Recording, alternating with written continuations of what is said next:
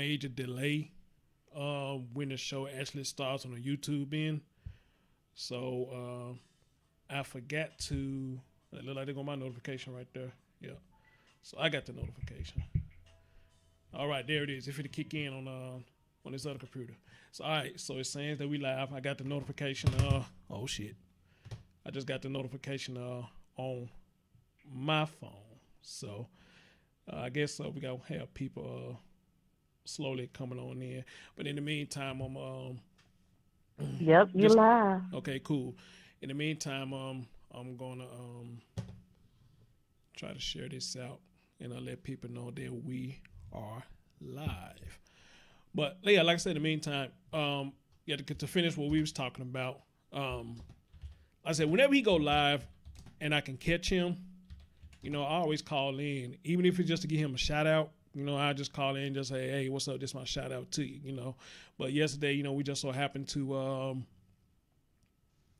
got into a real deep conversation, and the other brother that he had on, I like that brother mindset, so hopefully he will find my channel and come over here and holler at us one time when we go live. What up, Miss Fire Green? I ain't seen you in a minute. How you doing, boo? I see you over there.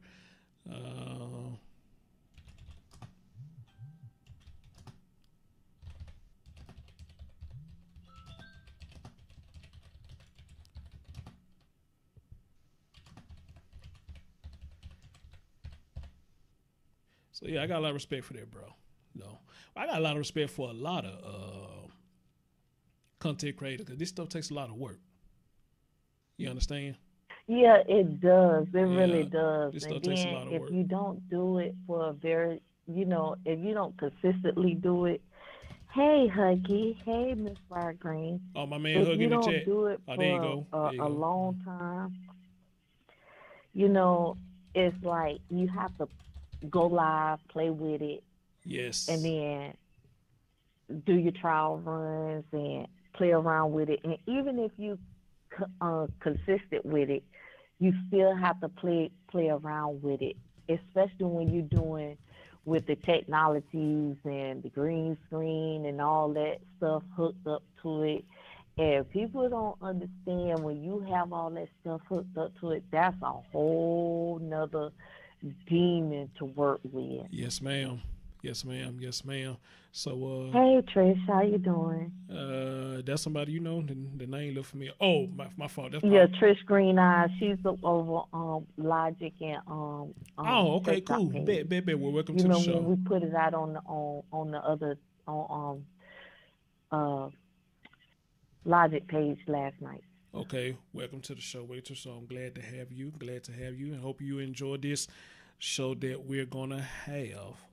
So let me send it out to some people. Send it to them individually on Facebook. Some people who I know that probably want to catch it. Tiger Man, what's going on, my guy? What's going on, Tiger Man? Tiger Man, you just full of surprises, bro. You pop in, you pop out. You pop in, you pop out. This Sean, you always showing your boy love. Now, for anybody, I'm gonna say this ahead of time, for you ask me, because I know some of y'all be asking me about my PayPal. If you want to, what up, Young Jay? If you want to donate to the show, my PayPal is in the description box. All right. If you want to donate to the show, my PayPal is in the description box. All right. Ladies and gentlemen, and this is a call-in show. So if you want to call in and speak on this topic as well, you are more than welcome to do so. But you might want to hear what we got to say first before you do, because I don't want you to come here and make yourself looking crazy. Now, they can still hear me while they waiting, right? Because you was hearing me, right? Right. Okay, if they do call in, they can still hear the conversation, So yeah, y'all can still call in. Y'all can hear the conversation, what we saying. And then when I unmute you, hey, speak your piece. Speak your piece. So I'm just sending it out to a whole, I ain't gonna say a whole lot of people, but all right, people getting it because they hit me back saying thanks. They getting it. Okay. Well, excuse me, brother Smooth. I wish it's one way I could send it just to a whole shitload of people. I ain't gotta do all this. So Yeah, it don't allow you to do that Yeah, like that. it don't. Well, it is a way that I can do it, but when you add people to groups and start You doing that stuff, oh, you know yeah. what? If they're YouTubers, you put it in your tag. You tag the channel. Uh,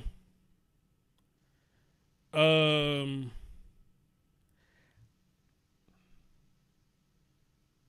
repeat that again. I just got a message on this other computer.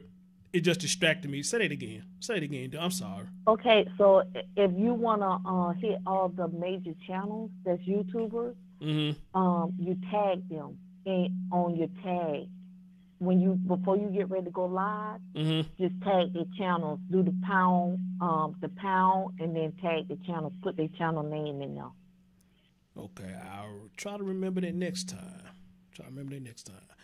I think that's enough people right there. I'm probably going to. No, I still got other people who I would like to see in here if possible. So, where my man Brian at? Okay, I already sent it to him. That's cool. I already sent it to him. I'm trying to think. Is anybody that I'm missing that I know for sure that would show up?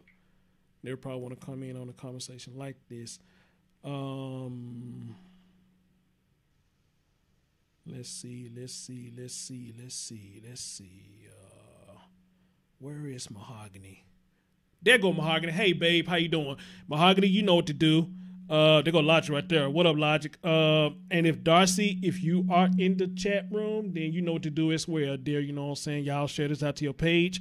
I think my man Hugger Bettina already shared it out to his page, and I appreciate that, Broham. As a matter of fact, Huggy, I'm finna send you a message right now. I'm finna send you a message right now. And yeah, I'm just finna send you a message. So let me find you. Where you at?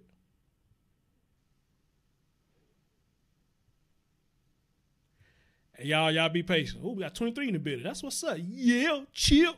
Got 23. All right, y'all showing y'all boy love. That's what's up. I appreciate that. But now y'all not only Y'all hit showing the me like love. button Yeah, hit that for like 'em. button too. Y'all not only showing me love, but y'all showing love to this sweet host that's hosting this lovely topic tonight. What the fuck? Hold on. That's you and Logic favorite Hold on, word. hold on, You hold know on. that, right? Oh yeah, this my shit right here. This my shit right here. Hold on. Logic gonna say Miss Class doing Right. shade.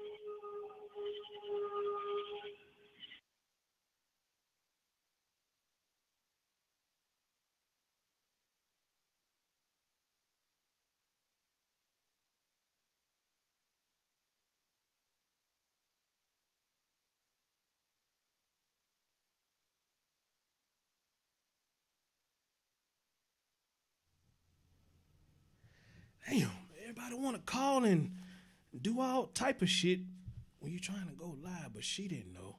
So let me hurry up for somebody else call or text me or something.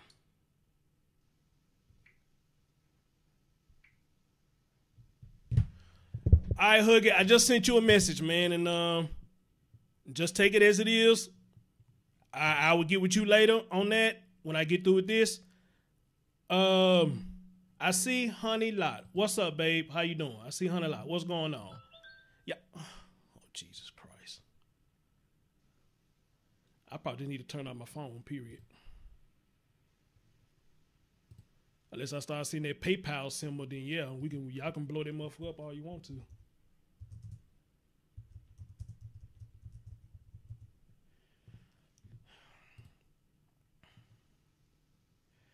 All right, Miss Classy, I think I'm done sharing it. Is it safe to say now? Let's get into the show. Ladies and gentlemen, the Chris Thorns Show, special host, Miss Classy. Let's get it. God damn, let's get it.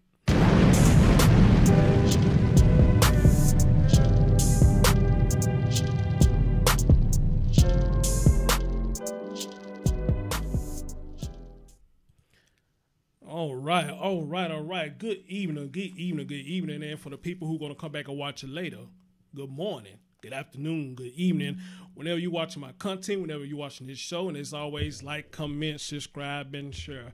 Ladies and gentlemen, I'm sorry, I'm black. I can't never start on time. All right, so y'all just got to get that to y'all head. Black people don't never start on time. I don't think we're going to be on time for our own fucking funeral. So we just got to get used to it because Miss Class was waiting for a minute before I got the shit started. I'm just like, oh my God. I'm like, Class, I've been sitting at this computer for a whole damn hour and still haven't got the setup complete. Did I not say that? Yes, you did. Yes, you did. And still did not have the setup complete, but it's complete now. So let's have a show. And Miss Class, I think you kind of low. Sound like you kind of low. Am I? Well, I think I heard you right there. Say something again. Say something again. Okay, am I low now? There you go. Much better. Somebody said my intro fry. I appreciate it. All right. So, ladies and gentlemen, me and Miss Class are doing it again. 9 times 10 won't be the last time. And I think this is an interesting topic that we all need to speak on. And again, it's a call-in show. Hopefully, y'all can see the call-in number stuff right there. Hopefully, you can see that. And you want to call in and join us, then you're more than welcome to call in and join us. So now, name of the topic is, what are your grounds for terminating a relationship? Now, Ms. Classy, I never told you why I came up with this idea. So now you finna find out with everybody else why did I came up with this idea. Are you ready? Yes, I am. All right. All right, so check it out. There's a show which I'm pretty much sure that some of y'all probably heard of. The name of the show is called Life Sentences. Have you ever heard of this show? Yeah, I have. Okay. The show is about, I guess the white girl had overcame cancer. And she fell in love with this black guy. I don't know what his name in the show because I only seen a couple of episodes. But the couple of episodes that I seen, you know, they're quite interesting from what I seen. And it goes by the title of the name, you know, Life Sentences, you know, relationship, the trials and the tribulations of a relationship. So, all right. So, in this show, you know, they going to their thing when 1 minute they all lovey-dovey, then the next minute, I guess they all into it, at least from what I seen. So, all right. So, one episode I was looking at, she and this other guy, it kind of seemed like they got the hots for each other. They work at the same hospital or something. They got the hots for each other. They're always giving each other the eye. So her being a woman, you know, she's trying to escape it. But I guess whenever she see him, she just can't keep from eyeballing him because I guess he's so fine or whatnot, you know. So, all right, one part of this episode that I was watching, she was talking to this guy that she had the eye for. And now she was telling him, you know, hey, I need you to stop trying to offer to do stuff for me. You know, I need you to stop trying to offer me to give me a ride home. I need you to stop doing this. I need you to stop doing that. I just need you to stop, period. You know? And the guy had said something to her. I don't remember what he said to her. But she turns around and tells the guy, you know, because you're the only one that understands me. Now, I want you to listen to what she said to this guy, not her husband. She told this guy that, you know, you're the only one that understands me. Now, when she said that, her husband walked up on her while she said that. And, of course, I saw that. I said, ooh, damn.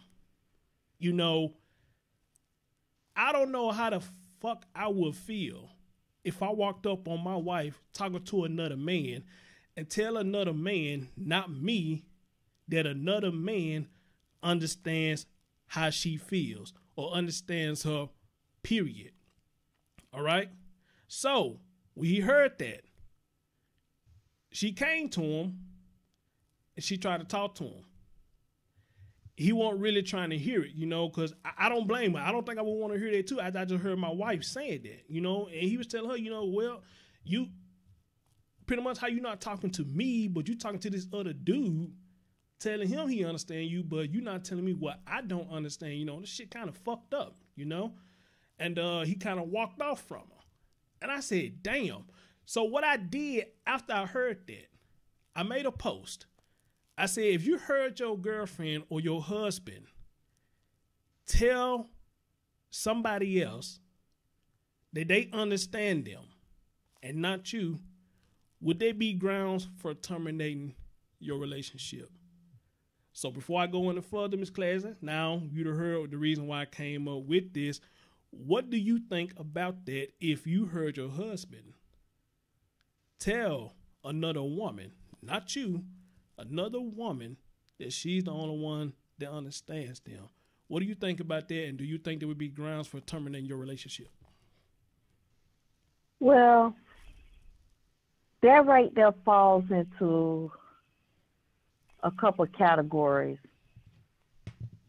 Have I been supportive in my marriage to my husband? And have I been communicating with my husband in my marriage for him to want to tell her that? Mm-hmm.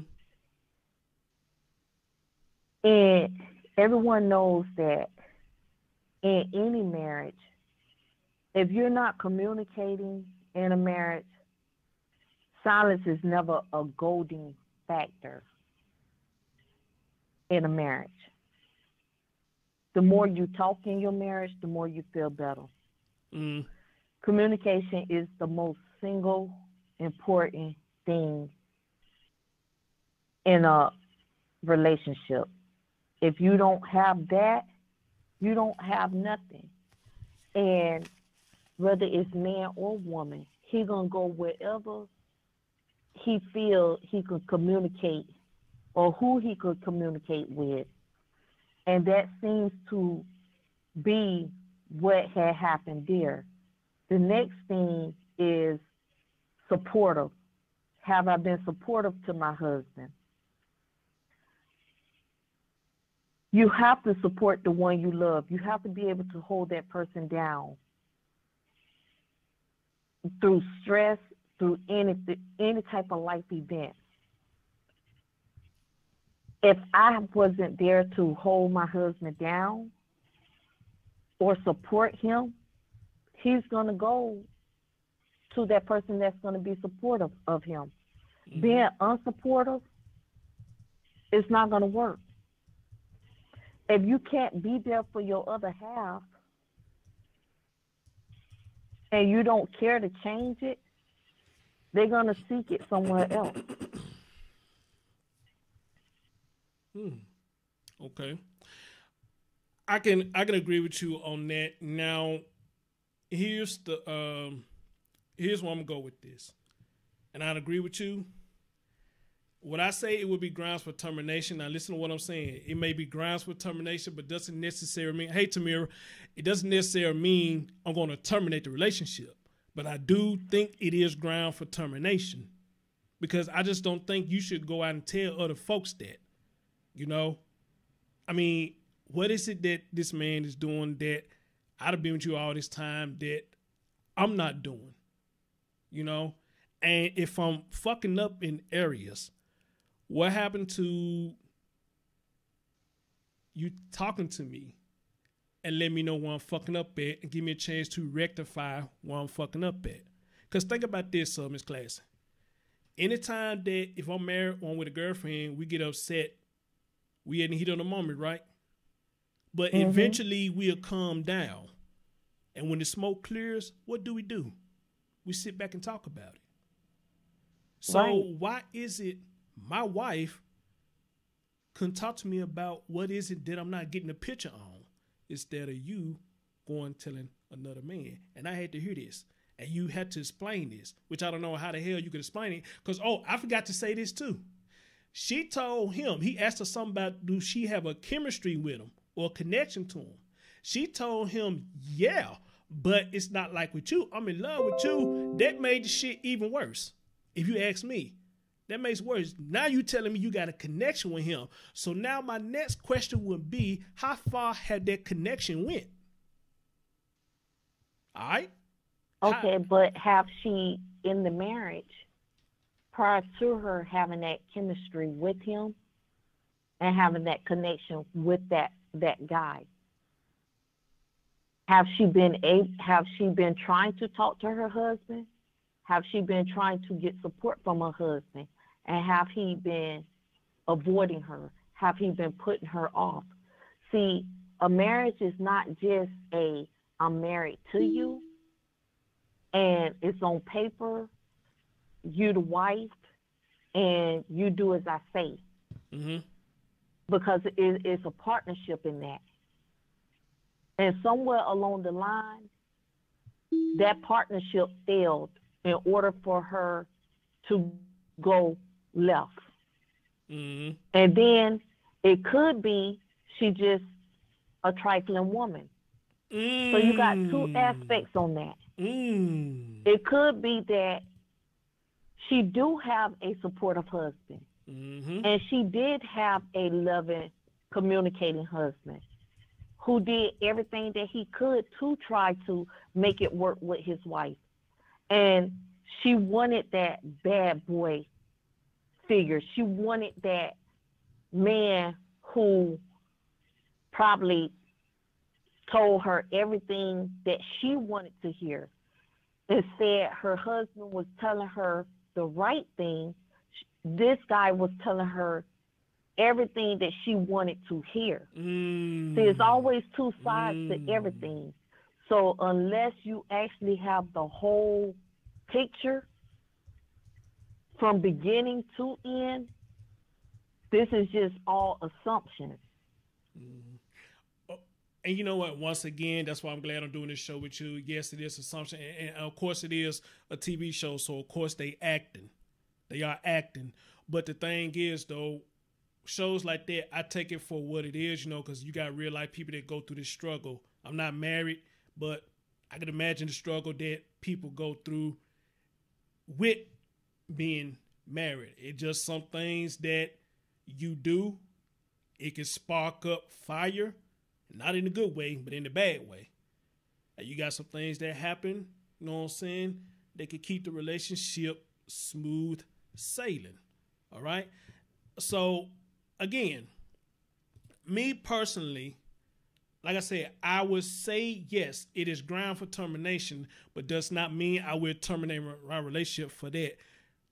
First of all, since I know that this is how you feel, and you feel this connect with another man, me and you need to have a heart-to-heart talk. All right? What can I do, baby, to make this better? What can I do to fix this? Then I would ask her, what do you think you can do to make this better? What do you think you can do to fix this? And like people saying in the comment section, communication is the best thing. But the thing is, a lot of us is lacking in the communication department, and that's why a lot of shit fail. Preach. Preach. That's the number one key. Right. In any relationship, communication. Communication is the number one key, and the number one factor of breaking up a relationship is cheating and lying. Uh-huh. Absolutely. Absolutely. Let's see, get the lights up and we got a couple of people on the line, Miss Class. Are you ready to go to the phone lines? Yes, we are. All right. No, wait. No. Now we can talk about this as the show goes on, like we did last time. We can talk about this. So let's go to the phone lines.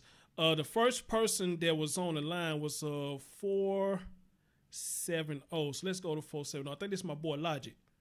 470, what's up? You on the line with your boy Chris Storm, Miss Class. What's going on? What's going on? hey, what you need to do is you need to get my number out of here. It's my real number, so you don't think you got it. You don't got it no more. well, it only show me the first 6 numbers. It don't show me your whole number. It only show me the first 6. Okay. You know, you get a pass, bro. What's going on, bro? What's going on, Miss Class? Man, ain't nothing much, man. Nothing much. Logic? What's going on, brother? Go ahead, man. Speak your piece. I got a little spin to it, because you know I always got a spin to it. I think everybody is right. You know what I'm saying? It is, you know what I'm saying, conversation. But what we see is not honesty. And I'm saying honest in a different perspective of what we normally talk about. We talk about a lot of times we got women and men get into relationships and ignore and not being honest at the signs they seeing. Mm-hmm. You know what I'm saying? Mm-hmm. The same man that you got with initially, you ain't no magician. You ain't gonna change nobody unless that man want to change himself. So I know for a fact myself, I didn't grow up. Everybody that I met in my younger years, they knew what they was getting into. No matter what I said, my actions spoke louder than my words. So even though I can say I love you, but at the end of the day, do my actions say I love you? And it's vice versa with a man and a woman. I think that's the biggest thing, is that we're not going into relationships being honest with ourselves. And it hurts us every time. Because if you got your girl and then she was messing around with a lot of dudes, or you got your girl, you stole her away from another dude, whatever the case may be, vice versa. Mm-hmm. You got to be honest with yourself and sit here and say, look, you know what? I know these certain concepts about this person. You know what I'm saying? It's a club head. You're not going to stop him from being a club head. He going to still go to the club. The same way you met him is the same way he going to exist until, you know what, he grows out of that. Mm-hmm. So, I mean, my biggest thing is just that it's a level of honesty that we don't give each other, and we don't give ourselves to sit here and say, it's all the warning signs, for say. You know what I'm saying? Everybody said they see the warning signs. We'll ignore the warning signs, and we will accept the conversations from people. Okay. Lodge, let me ask you a question, bro. You brought up the club thing. Now, some people, when they get together, you know, one person does club, but the other one doesn't. You know, so if the other one doesn't, and they bring up to say, you know, hey, I don't like when you club. I don't want you to club anymore. You know, would you feel like they'll be disrespectful for them to ask you to stop doing something that you like? Or how would you approach a situation like that? You know, and I guess if they don't give you really no specific reason, I guess we use that scenario. They just say, hey, I don't like you going club. I don't want you to go clubbing anymore. You know, but this is something that you like to do. This is something that, you know what I'm saying, for you to unwind. Even when you're at home, you know, you unwind. But some people, a lot of people are not homebodies. They like to get out and unwind as well. So if your spouse tells you, I don't want you to do this anymore, you know, how do you approach that, in your opinion? How do you approach that? I mean, if I was with a woman and I was a club person, well, I'll put it on if I got with a woman and she was a club head, and what I would do is I'll offer her a substitution. Because if you realize why people go to the club, the honest to God, people go to the club for attention. People go to the club to find a man and woman. And then, to be honest with you, people go to the club to make bad decisions. That's why everybody, you got to be turned up. See, turned up, that concept they use, turned up, it means drunk out of your mind or whatever. So now you can blame it on the alcohol. So now what you do, if that person is, hey, I'm telling you, I'm sorry, they might hate me in the chat for saying that, but that's what it makes you, bro. Because I remember all the bad decisions I ever made in my life, bro, it was associated with a club. And then you got to realize, pre-gaming, what you doing in pre-gaming before you go to the club? You getting drunk. Right. So now you get drunk. So now a woman can sit here and say, hey, look, you know what? I just got a train ran on me, though, but I was drunk.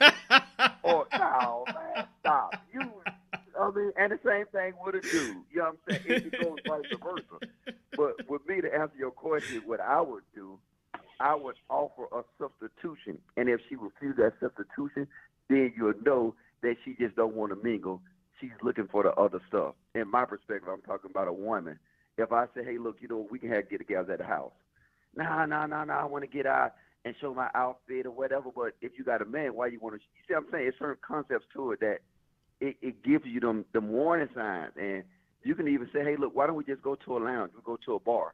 And a lot of times it's like they want that club life because they want to make them bad decisions. And they want that level of experience. Did that. Before I let you go, let me Miss Class respond to you and see what she had to say, man. That was pretty deep, man. Appreciate you calling in, my guy. But go ahead, Class, you got it.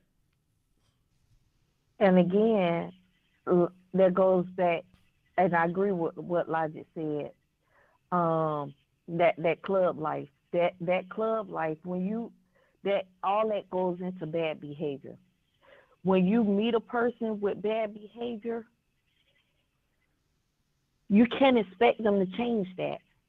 Mm-hmm. If you met that person, if you're not a club person, but you met that person and that person was in the club, you're going to have to deal with it. You can't expect them to change that bad behavior. Mm-hmm. You have to, it goes to, if you're not a smoker, but you got with a smoker, you can't all of a sudden say, hey, you know what? I want you to stop smoking because I don't smoke. Mm-hmm. Or I want you to stop drinking because I don't drink. Mm-hmm. Those are that's called bad behavior. In any relationship, you get with a person that has bad behavior, you accepted that bad behavior. You fell in love with that bad behavior. You committed to that bad behavior. So you have to wait that bad behavior out.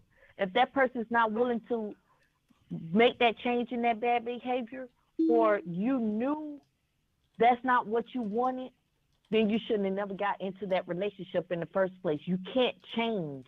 It goes back to what my nana used to always sit there and tell me.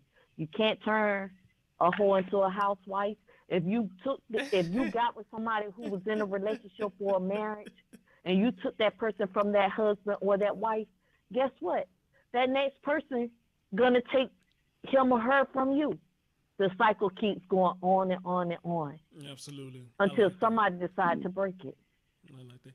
Logic, I give you the last word because I just heard a couple more people come in, man. I give you the last word, brother. And again, man, thank you so much for calling in, bro. Thank you so much. A lot of times we need to listen to our music because if we listen to our music tell us the truth.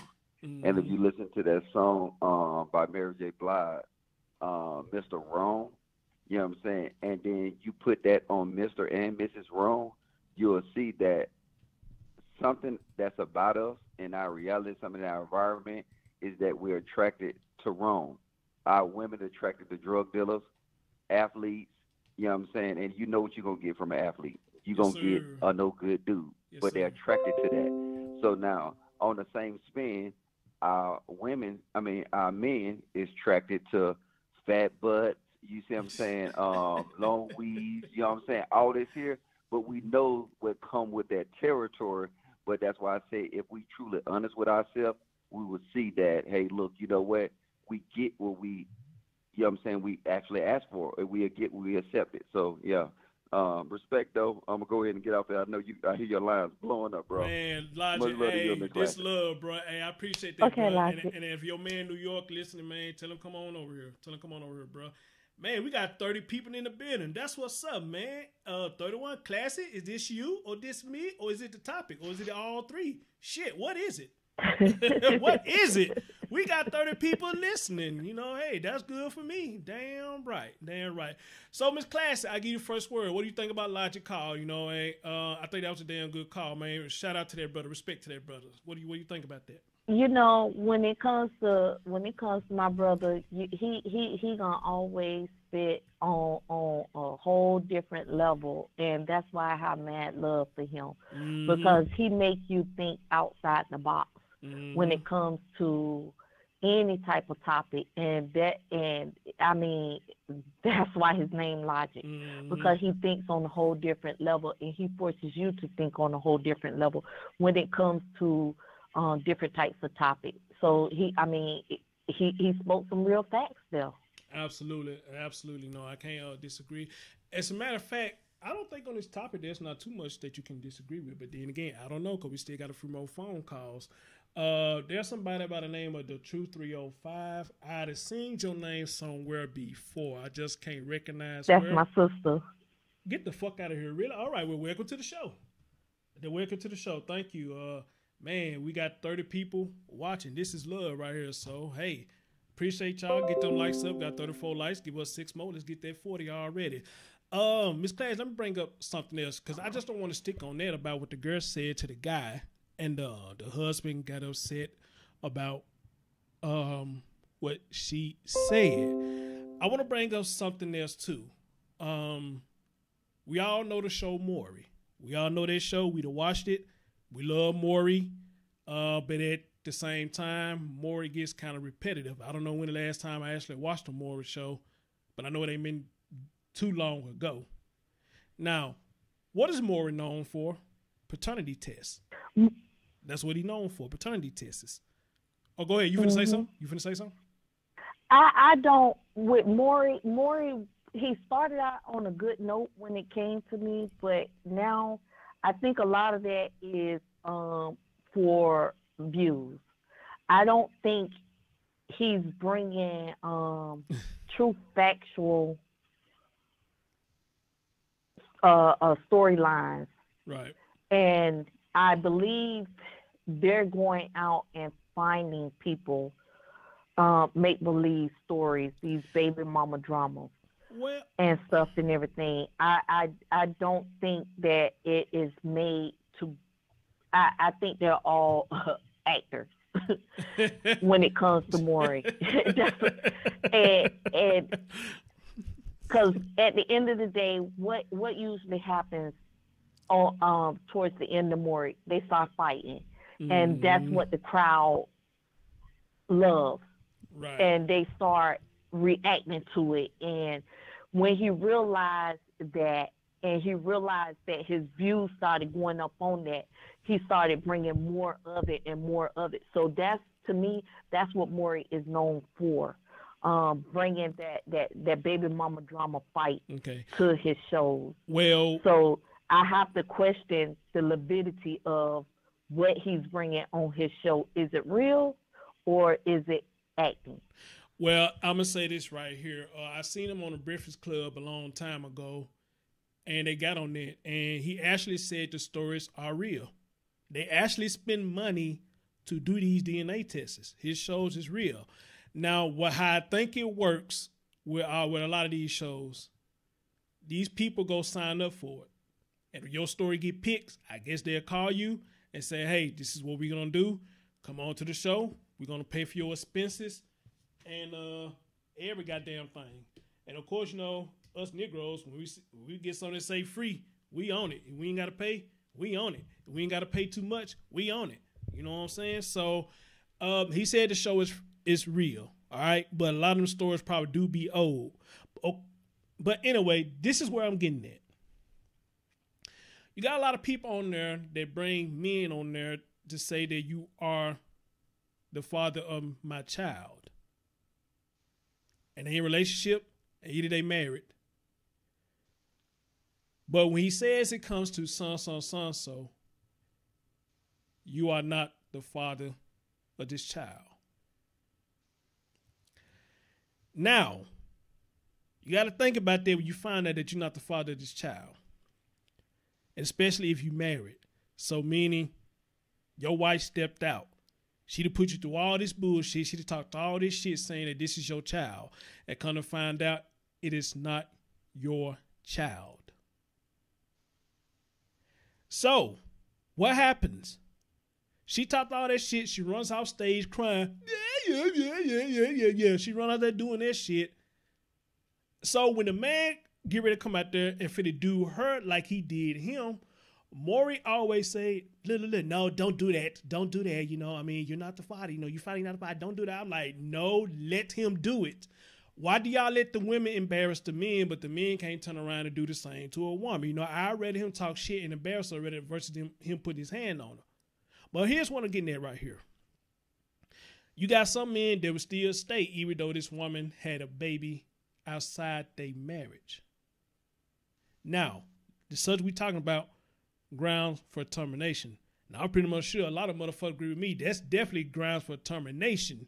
You having a child outside the relationship. But let me ask you, Miss Classy, you may have a different opinion. What do you think a guy is wrong if he says, I don't want this marriage anymore? This is what you did. It's the low down of shit that you ever done to me. I could take you doing anything else, but you had another child outside our marriage. I can't do it. I'm done. I'm done. Do you think he wrong for saying he's done? Go ahead. Did I go to the next phone call? No, I don't think he's wrong for saying that, because when it comes to matters of the heart, he loved that woman. Mm-hmm. He trusted her. Mm-hmm. And the one thing that she did not take serious was her vows.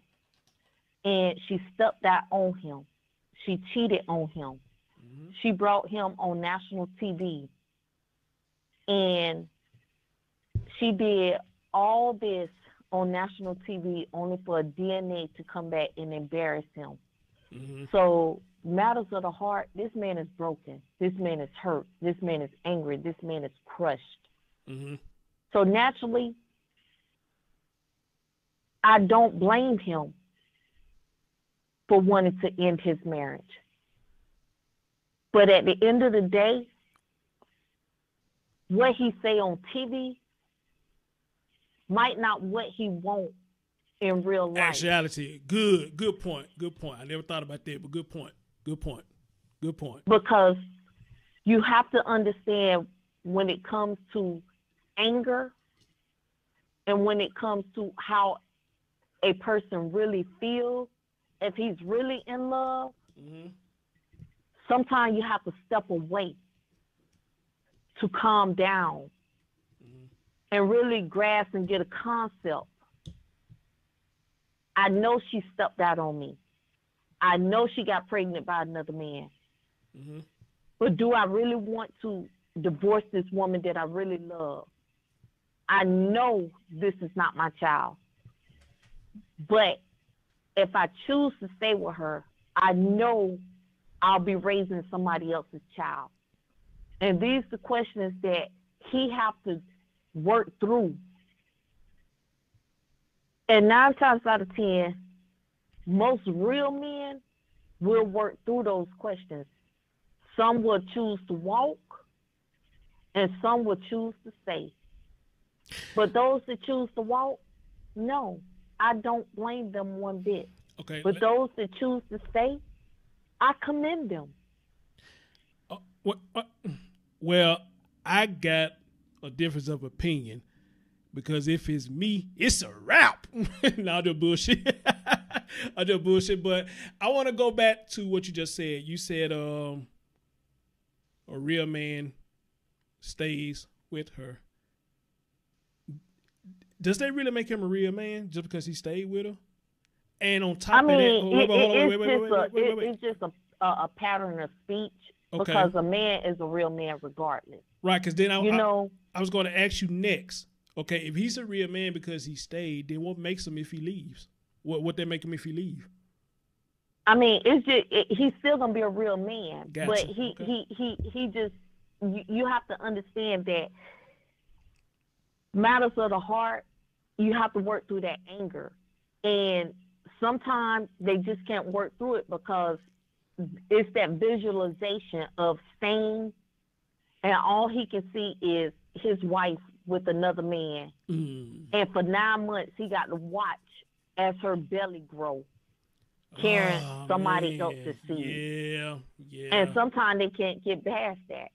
So they instead of dealing with it, they rather just walk. Okay. So I'm not gonna have any less of respect if he choose not to walk. Some say that will be a deal breaker for him. Yeah. All right, well, that's fair. That's fair. And for the people who was saying in the chat room, y'all think y'all slick. I saw this shit. Y'all saying about a man doing it to a woman. Yes, I agree, but I'm a man, so I'm gonna say the other way around. That's why we got a woman over here so she can say that too. But y'all notice she never said that. Y'all in the audience did. But I ain't mad at you. I mean, that's what I want y'all to do. Yes, if a man does that to a woman, I mean, if she can't take it or she's not gonna do it, walk away. I won't get mad at her. Walk away, because I think that's one of the low downest things you can do, especially in a marriage, is get pregnant by somebody else or get somebody else pregnant. I think that's fucked up. There's no coming back from that.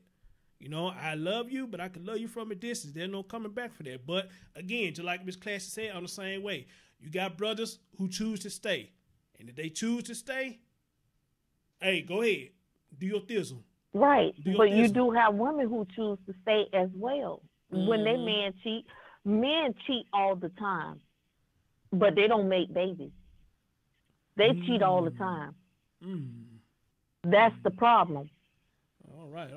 Like I said, when it comes to a deal breaker in any relationship, the biggest deal breaker is that cheating and that lying.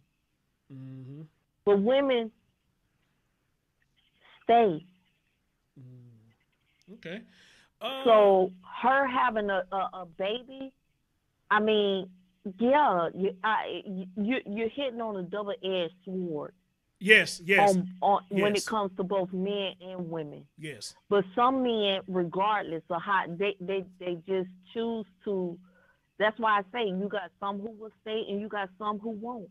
But when we do that role reversal when it comes to a woman, you know, they still there.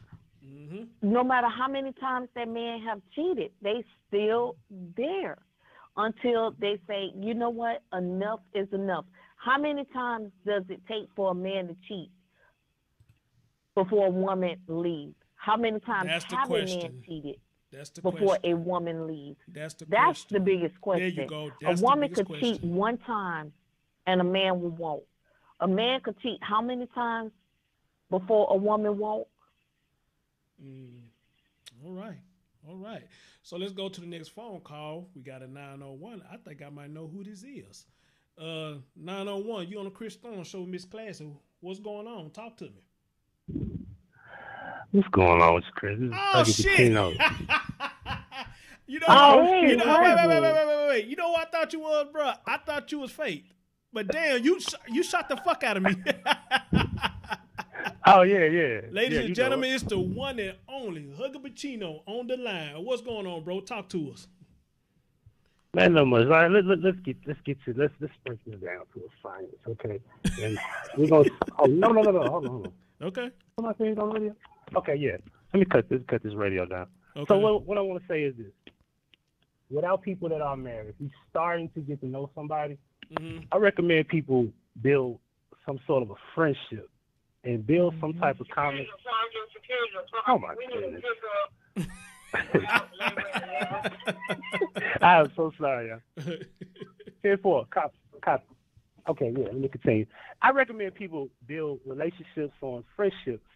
That way you can build some type of common ground, come to some type of pros and cons. You put everything on the table, such as what we talked about smoking, clubbing. Let your companion know things you don't like, things you do like, things that you would like for themselves to work on that y'all don't agree with. And then when you start the relationship, we could just pull the red carpet out and say, hey, don't you step on my red carpet with dirty shoes on, right? Right. Now, once they step on the carpet with dirty shoes, you got to tell them, hey, clean this up. Oh, you got a problem with that? Oh, let me take my red carpet and go home. Clean them shoes. So that's the thing. We have to build things about what we know about each other. Then we jump into the relationship, and then we can jump into a marriage. But somehow, some way, there's things the companion, whether it's men or women, that know they don't like these things, and then they tell you, oh, well, I got to work on that. It's not going to work overnight, and it takes time. I'll be like, how much time you need?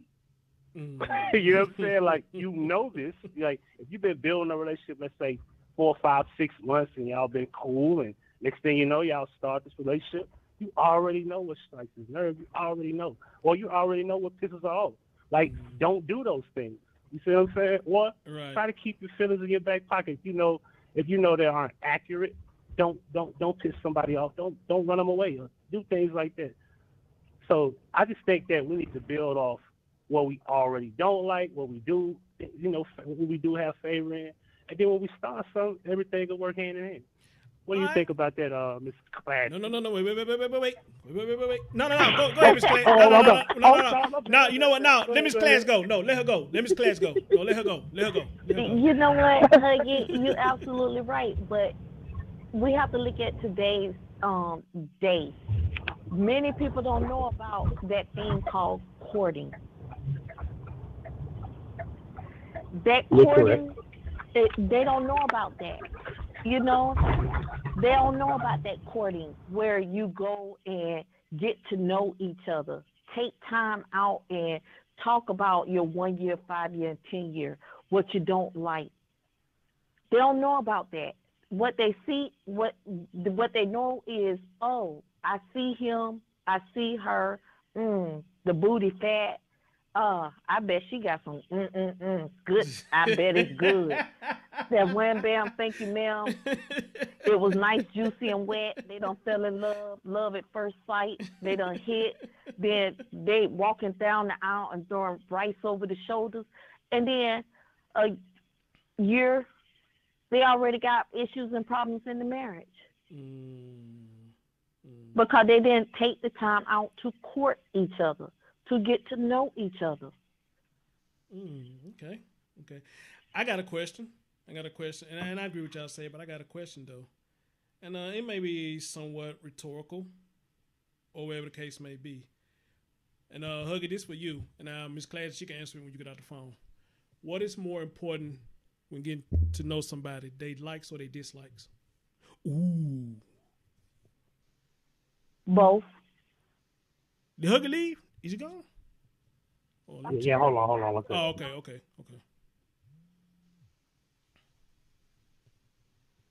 So, Ms. Clay, you already gave your answer. You said both. Okay. Shalonda said, did she say courting? Yes, Shalonda, I said courting. I was raised by some, trust me, I was raised by some old Southern women.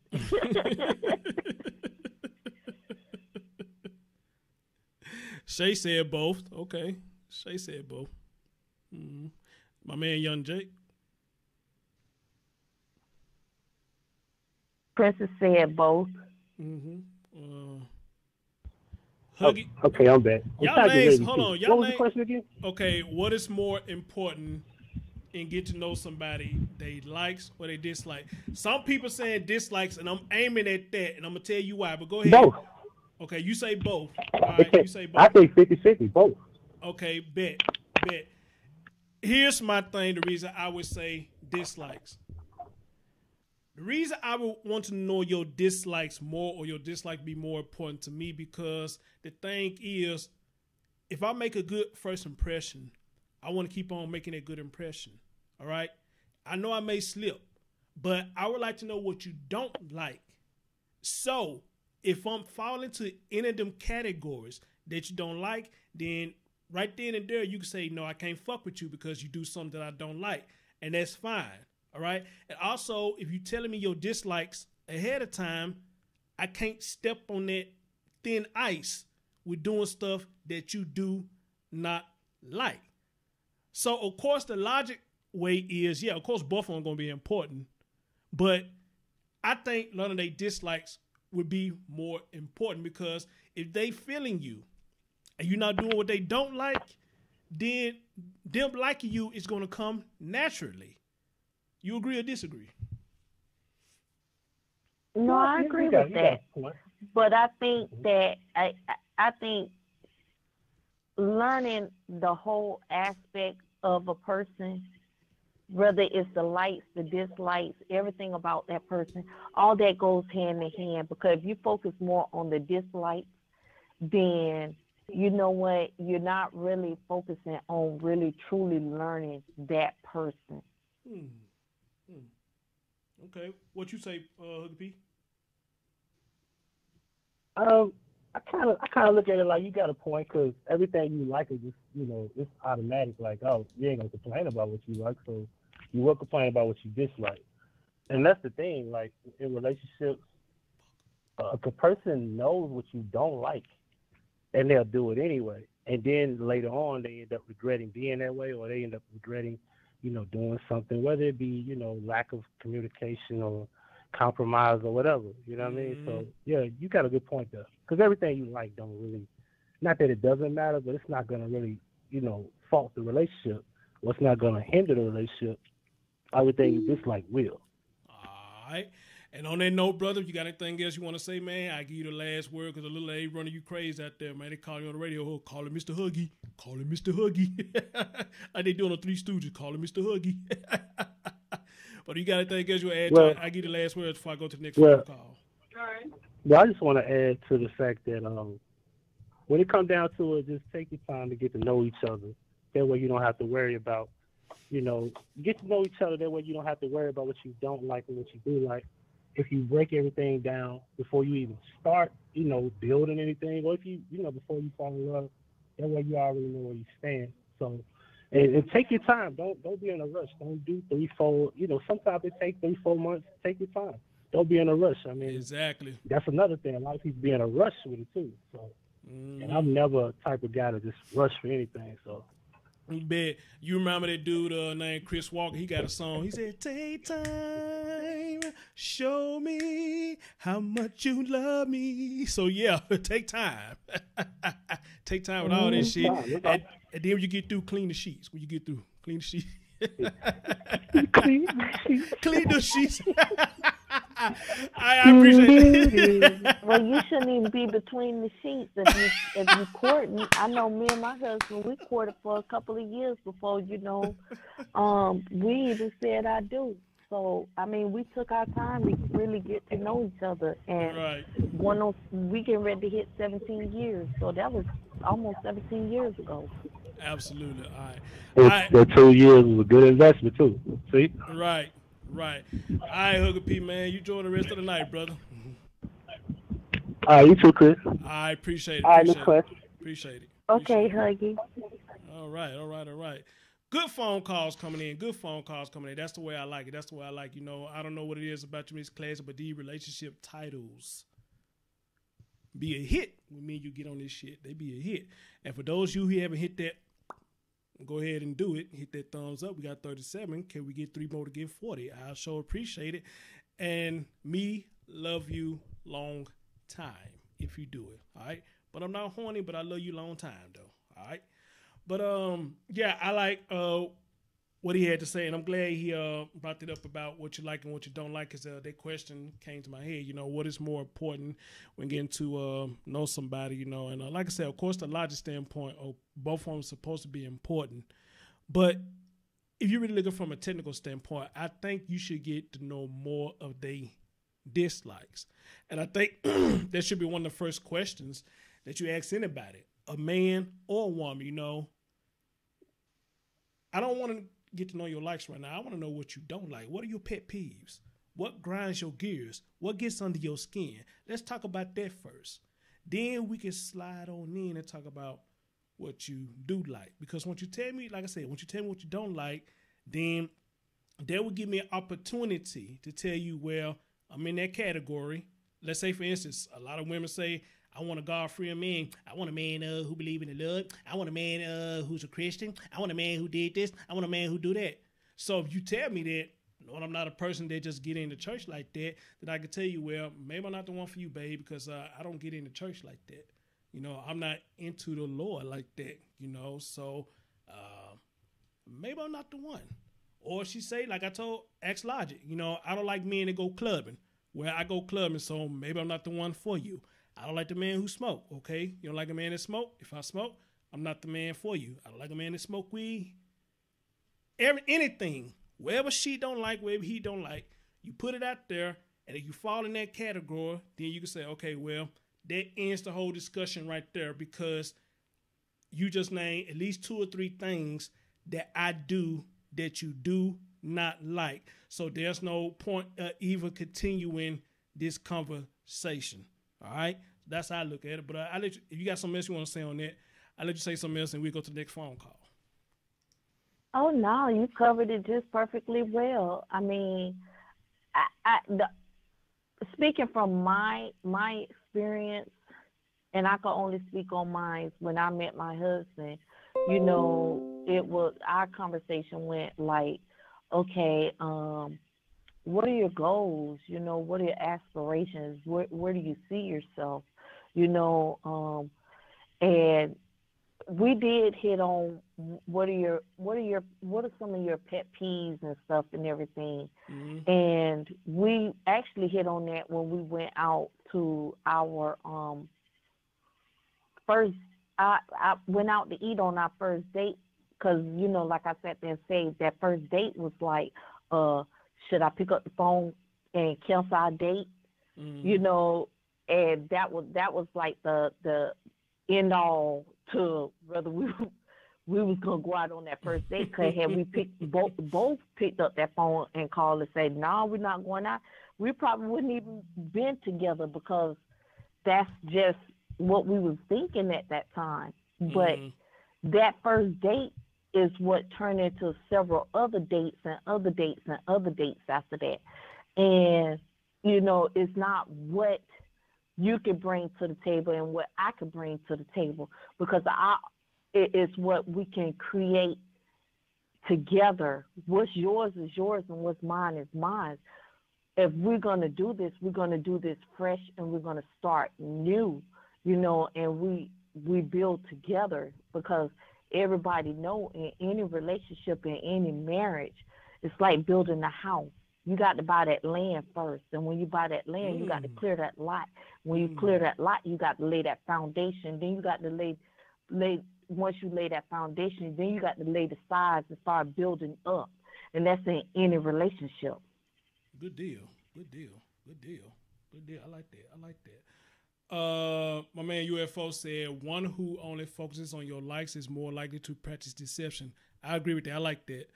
Giggles said it's not a deal breaker. I don't know what she's talking about, but she says it's a deal breaker. Giggles, if you like to call in and talk about what you're talking about, because I'm lost. Maybe somebody said something in the chat room that you are responding to. So let's go here. We got a 501 on the line. So 501, you on the line with your boy Chris Thorns and Miss Classy. What's going on? Speak your piece. Hello, how is everybody this evening? It's Sash Needed. Oh, hey, what's going on? What's going on? And I had some contributions. Everybody has made some good points. I'm excited to listen to this. Okay. Relationships are like an ongoing process. I like what Miss Classy said about the lot and the foundation and the building, but don't forget the maintenance. It's always an ongoing process, because likes and dislikes, I've found to be true in our marriage of 28 years, are added unto and subtracted away from. I mean, those things change. If you're not in a constant, regular contact and engaging with each other and always checking in, then, you then grow apart from each other. I mean, that's how things become stale. That's how things become to a point where you look up one morning and you don't even know each other. The other thing is that courtship. Miss Classy, you are so on that. And I want to just encourage everyone, like Huggy said, he was on it as well. You have got to get to know each other. But yet again, I'm saying through my experiences, that's an ongoing process. You always have to be getting and keeping and maintaining that knowledge about, for, and of each other. Okay. We're going on 29 years, August 25th. But yet, through it all, we have learned, listen, my husband is an avid fisherman and hunter, And back to Logic's question, I thought that was exciting. I'm like, oh boy, this is going to be it. I can't wait. And it was until I woke up almost every off day at 4:30 in the morning, and my husband was gone. So Damn. He wasn't at the bar. Damn. He he wasn't at the bar, but just like the bar, he loved hunting and fishing. So what we did was that we sat down, and I'm like, okay, I understand, and I know when I met you, you were an avid hunter and fisherman. Yet I'm not seeing you often these days, like 5 or 6 years in. So we sat down, and not to try to change him, we just set up these parameters, these boundaries. We have me time, he has he time, and we have we time. Oh, so say it again. When Say it we again. got that understanding for our relationship and one another, I mean, he could enjoy his hunting and fishing. He still enjoys it. He hunts to get the we time. That's needed. Let me ask you. I love. That's needed. Go ahead. I'm sorry. Let me ask you a question. You came on my show. You talking about wow, you like what Miss Classy say. I'm getting kind of jealous. I mean, did you like anything I said? Oh, Chris Thorns, but you threw up the topic and you got the conversation rolling. No, I'm just kidding. Miss Classy is right there riding shotgun, and then everybody that's added on to. We're the passengers in that train, and we got everywhere but the caboose, so we're good. But go ahead, dear. Go ahead. Go ahead. Listen, I just wanted to be a part of that conversation and to give of my experiences. And hopefully that'll help some young couples wherever they are coming along. And just, again, Miss Classy, you spoke about that time you took to forget the intimacy, but let's get to the nut and the crux of the issues and to see about each other and what they were. We did that same thing. We took that time. It wasn't 2 years, but it doesn't matter what the time is. Just take it. Just invest in yourself in that relationship and take it. I'm gonna tell you, one of the dates when we were courting, we went to the health department. That was one of our dates. We got tested from the rooter to the tutor. And when the results came in, I gave him mine, he gave me his, and we were sure that we were good, and we were okay before we even touched the sheet. So again, it's just a matter of what you believe you want from that relationship. Well, because whatever you want and believe, you got to be. Well, you got to be that. Go ahead, Chris. Yeah, I would say this right here, and I'm not even mad at you for you to even say that's your first date. I actually commend you for what you just said, because a lot of us don't even think about that, to even go to the health department to make sure we both are clean. I mean, when you go to the health department, those tests and stuff is pretty much free. You get free condoms and everything, but for some reason, we do not go to the health department. I used to go on a regular, even though I know I ain't got nothing, but I used to go on a regular. I need to start going back, and I'm glad you brought that up. So you probably just motivate me to start going back. But the fact of the matter is, you and that man, both y'all went together and to do what y'all need to do to make sure y'all was clean before y'all start getting intimate. I ain't got no but love for y'all for doing that. To get a man to go with you and do that, some of us be embarrassed to go with you. No, I don't want to go here. No, I don't want to go. No, you go. I'll go later. No, that's the way. That's the way to do it, Chris. That's the way. Cause me and my husband did it. Mm-hmm. And we military. When we had met, before we had retired from the military, we did it, and we had our results right there in our hand, and we both opened it up together and everything. And because we wanted to make sure, hey, we know what we was going in our marriage with. We knew we was good, we was straight, and everything. I mean, everything that's needed hit it on. Said she hit the nail on the head on everything, and that's why I say the generation today now they not really looking at the long-term aspect of a lot of things, when it comes to that. And that's why you see the divorce rate the way it is. You don't see long-term marriages no more. And that's why you see these Maury Povich's DNA testings going on. And that's why you see the health departments now and these young girls sitting here with these STDs and these videos that's going around and these fight of these girls that done slept with these multitude of young boys, and these young boys who have these girls, and they call them the pass around girls, because they're not looking at the long-term aspect. But as they get older and the mind mature, what they say at the age of 25, your frontal lobe becomes mature, and they start realizing the things that they have done, and they start regretting. But by then, it's too late. Absolutely. Let me ask you this question, since I got both of you ladies on here. Topic: grounds for termination relationship. Y'all brought up STDs. So here's a question. And to the guys, if we still got guys in the chat room, look like just the women chatting right now. If you could contract a STD from your lover, your significant other, your better half, your husband, your wife, whoever, if you could track that from them, it's obvious they probably got it from somebody else. Is that ground for termination of your relationship?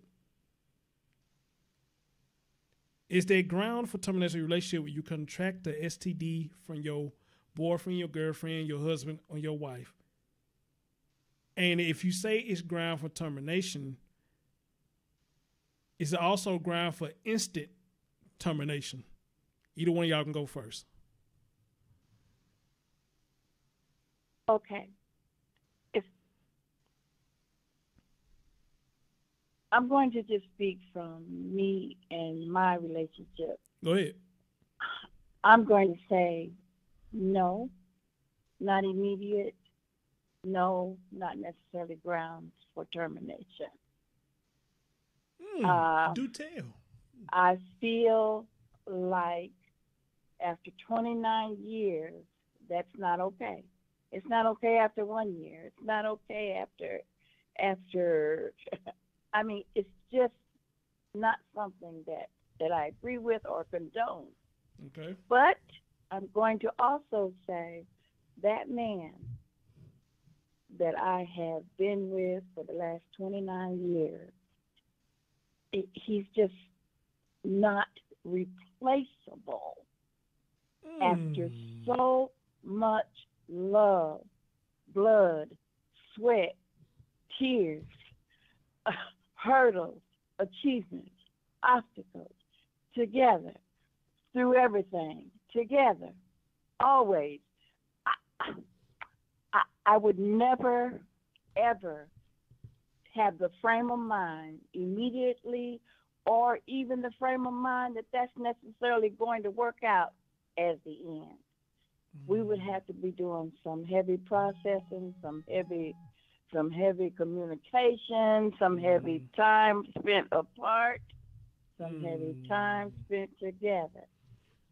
We're going to have to just really look at this thing, see what it is, see what it's all about, see who's feeling what, see why, see where that came from, see what happened, see what can happen. You named all the heavy stuff except for a heavy, you named everything heavy except for a heavy foot up his or her ass.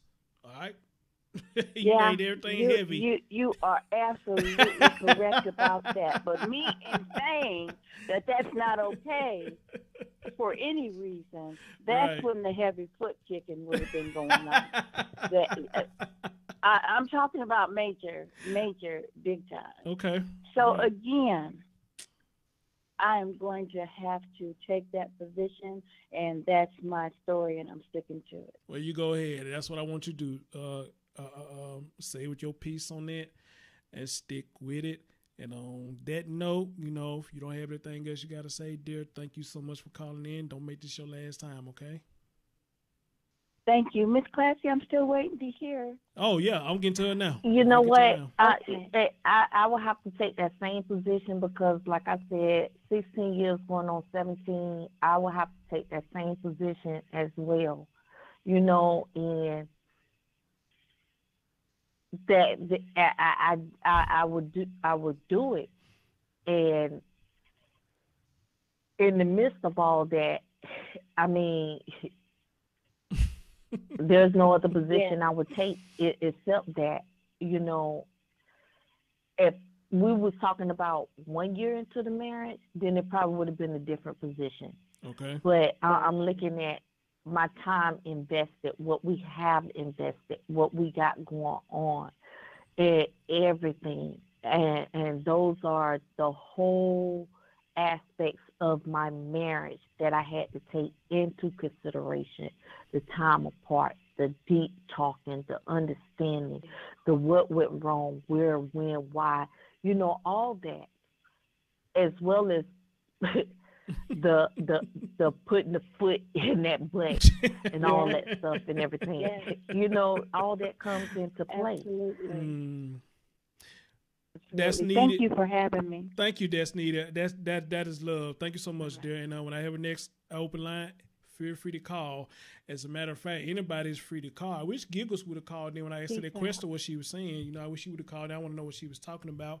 But I know some of y'all are probably like, you know, I got to get a feel for it first before I call in. And that's understandable. That's understandable. But if y'all been watching me this long, then you should ought to know how my demeanor is. You know, I'm not this uptight asshole, you know, because I'm looking at my call screen now. I actually had two people that called.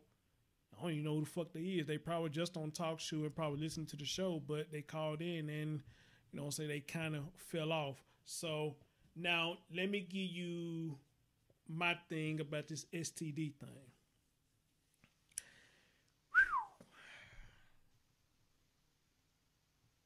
Now, Ms. Class, as far as you and That's Needed goes, I guess I can understand because y'all got invested time and y'all actually married.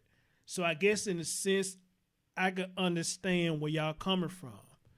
But however, that's another one of the things that I say that is totally fucked up. All right? One thing is you step out of the relationship. But another thing, you went and fucked somebody else, and the other person that you fucked, you brought that shit home to me. Now, I caught what you got from this other motherfucker. All right? Remember when they came with the first movie, Why Did I Get Married? And the girl that played Michael J. White's wife, and he caught something. So he was telling Tyler Perry character, you know, man, I got something, you know, and Tyler Perry, like, you know, I had something shipped overnight. So they all at the table, the dude was sort of spilling the beans, you know, and he was saying that he caught something. So the girl was telling him, oh, you got so-and-so, so-and-so? He like, yeah. She said, no, you ain't got that. You got that from Walter. And I was like, damn. You know, so she said he got it from Walter, meaning she fucked Walter. She knew she had it, or I guess she didn't know she had it, and turned around and fucked her husband and gave her what the fuck Walter had. Okay, that right there, and you said with such pride like that, something's got to be done.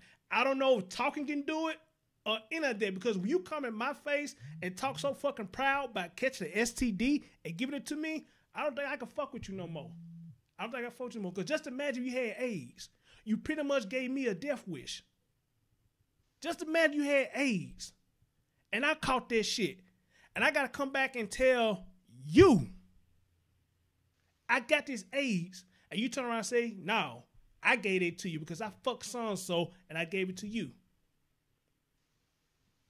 Any years I invested in you after that point, it's gone out the fucking window. Because, bitch, you just gave me a death wish. You gave me a death wish. You have marked me. Because right now, they still ain't got no cure for AIDS. So not only your dumb ass got this shit, and if it's not managed, you're going to pass, but you put it on me. And somehow, some way, this shit going to take control of my body, then I'm going to die. All right? Same thing with STDs. Some STDs you cannot get rid of. You just get medication to control it. But the fact of the matter is, this shit stick to you like super glue. So, I don't know if I could be so easily to say that I would stay with somebody who did that to me. I can't. But in you and her case, I kind of can understand because y'all invested time. And especially if it's something that you can't get rid of, I can understand it. But me, I don't know if I could just be so passive on something like that. But go ahead. You got something you want to say about what I said? Go ahead, dear. I think we got somebody else just called in. Go ahead. I mean, in that situation right there, them two, their marriage was just.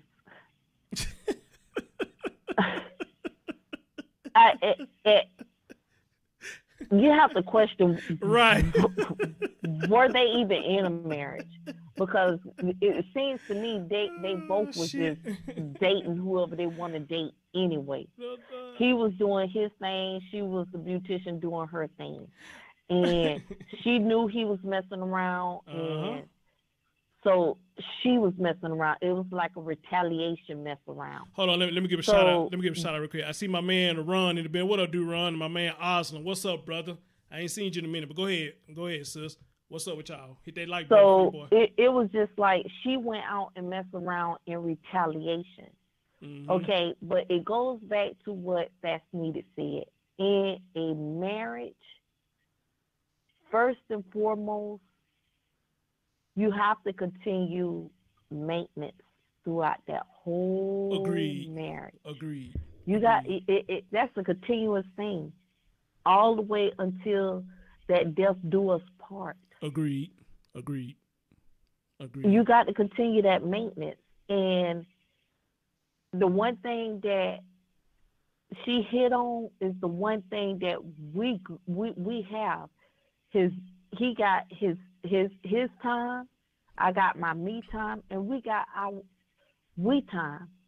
And we had that from the beginning all the way now and continue on. And he do his thing on his time, I do my thing on my time, and we have our we time that we do things together. And sometimes you have to have that because sometimes you have to you want your time to yourself. You know, to do your own thing. But you have to continue that maintenance. If you have that continuous maintenance in your marriage, then you don't have to worry about things like a STD or things like a stepping out or things like a unwanted child or any of that. You don't have to worry about that because that continuous communication is going, that continuous affection is going, that continuous throughout that whole maintenance of your marriage. You're covering the whole aspect of your marriage. I got one thing to say to that, what you just said. Hold on, give me just a minute. I got one thing to say to that, what you just said.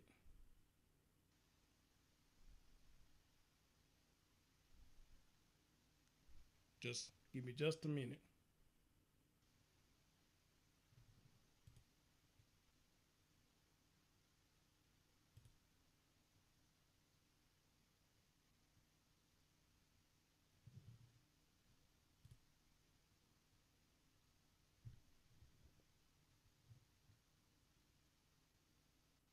Holding on is very hard to do.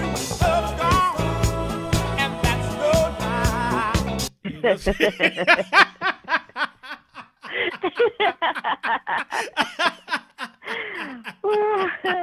That's all I got to say to that. Hold on, let's do it again.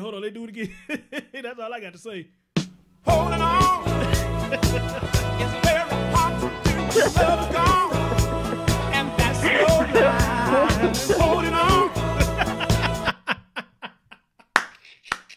I had to get you with that one. Why I knew you was up to no good. I had to get you with that one. Who are you kidding? But like I said, man, you know, in your situation, though, and that's needed situation, you know, I can understand it. But me as a man, just like somebody said, a man is quicker to leave a woman, and I do agree with that. We are quicker to leave a woman because for some reason, look, let's just be real. Us men feel like that we can go off and fuck off, and y'all supposed to always to forgive us. And a lot of men probably gonna like what I'm saying right now, but we feel like we supposed to fuck off on y'all, and y'all supposed to always forgive us. But when y'all do it, it's this World War affair going on. You know, oh, you can handle business doing that. You wrong for that shit. You wrong for that shit. And then when she say, you know, I mean, well, you did it to me. How the fuck you gonna sit up there and say that's different? That's not different. It's the same thing. You went and fucked somebody else, and she went and fucked somebody else. But Miss Class, if I go to this other phone call, let me ask you this. Some people believe that when they step out, that they get them an open door to say, well, since I stepped out, you know, you go ahead and do it too, and we'll be even. Do you agree with that bullshit? No, I don't. Two wrongs don't make a right. Got you. But now, let me ask you this also. So if somebody offer you to do that, and you don't do it, does that give you grounds to keep holding it over somebody's head? Meaning, if we get into an argument, you keep bringing it up. But wait a minute. I said, hey, go do what you do. We'll be even. You said, no, two wrongs don't make it right. So what would make it right if I offered it to you, but yet you keep holding it over my head? Go ahead. You finna say something. Go ahead. Okay, but first of all, why offer it if you already sat and talked about it and you forgave? Exactly. That's my point. That should be a done deal. So you should not be holding it over your head. That means you have not forgave. Mm-hmm. Because forgiveness means you have forgave. Mm-hmm. And you have moved on. You can't forget, granted, but you have forgave, so there's no need to bring it up. So if you're still bringing it up, you have not forgave. Absolutely. So that's an issue within the issue. Absolutely. My man Super T in the building. If you and Chaz and hit that like button, y'all go ahead and hit that like button, and come in your other accounts, hit that like button too. Show your boss love. I think Giggles says she's on the line. Let's see, is this Giggles? Is this you, Giggles? It is. Hey, honey, how you doing? Hi. I'm doing well. All right. So you heard the conversation so far. So speak your piece, sis. I'm glad you called in. Thank you so much. Go ahead. Speak my piece. Speak your piece. Okay. Yeah. I am going to say this. It depends. I don't think marriage or a relationship should be work. What is the point on going through all these extras when I think it's supposed to be, you're supposed to be yourself with that person. You're supposed to have a good time. That's supposed to be your life partner. Mm-hmm. Joke, carry on, build a family together, come to common ground. I don't think it's a time to sit there and put more work into somebody else's life you're just involved in. Mm-hmm. Let's put it this way, okay? You cannot think for this person. They're grown. They're going to do what they're going to do. You cannot stop them. You can only respect their decisions. And they need to respect yours. That's it. All right. And with relationships, I think relationships, just like any phase in life, go through phases. You have good times, you have bad times, you have difficult times, you have testing times, and you have times where you're just friends. Mm-hmm. Sometimes you don't even, sometimes it's just another family member. Mm-hmm. No, seriously. Sometimes it just gets dull. It just gets like, hey, kicking it with my homies. Right, I understand where you're getting at. So let me ask you this, Giggles. You said something that really caught my attention. You said a relationship shouldn't have to be work. And I promise you, I wish it was that easy that you do not have to work for a damn relationship or in a relationship, period. But let me ask you this, though. A wise person told me once that if you agree on everything, it's not going to work. So you need disagreements in order for things to work. How much of that would you agree with? Oh, I agree completely. You have to have your own mindset, or what's the point? You don't want no damn robot around. I mean, I don't want the person I'm with not to, stimulate my mind, or I come home and I'm like, what the, what are you doing here? I want to know about your day. I want to know, just like my friends, my family members, anybody I've come in contact with. I just want to know, hey, how you doing? Okay, what'd you do that was fun today? I want to know. I do. Okay. I'm invested. But then at the same time, don't come messing up my day because you had a fucked up day. I know, right? Take that with somebody else. I didn't do it to you. Right. You convinced me, but don't bring me down. Now, if I say to you want some ice cream, you better take that ice cream and shut the fuck up.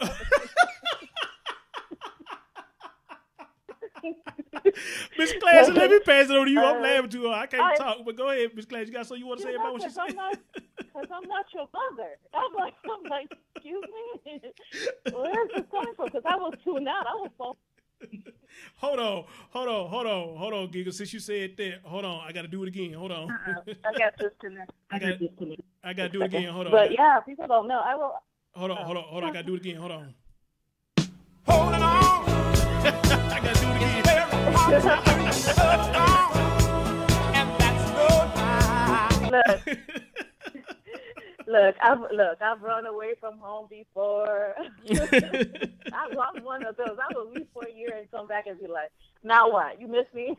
Right. I mean, sometimes people need that absence to truly remember what they have, Right. And at times sometimes it becomes you love that person so much that maybe you're not in love anymore, but you love them because they've never done nothing wrong to you.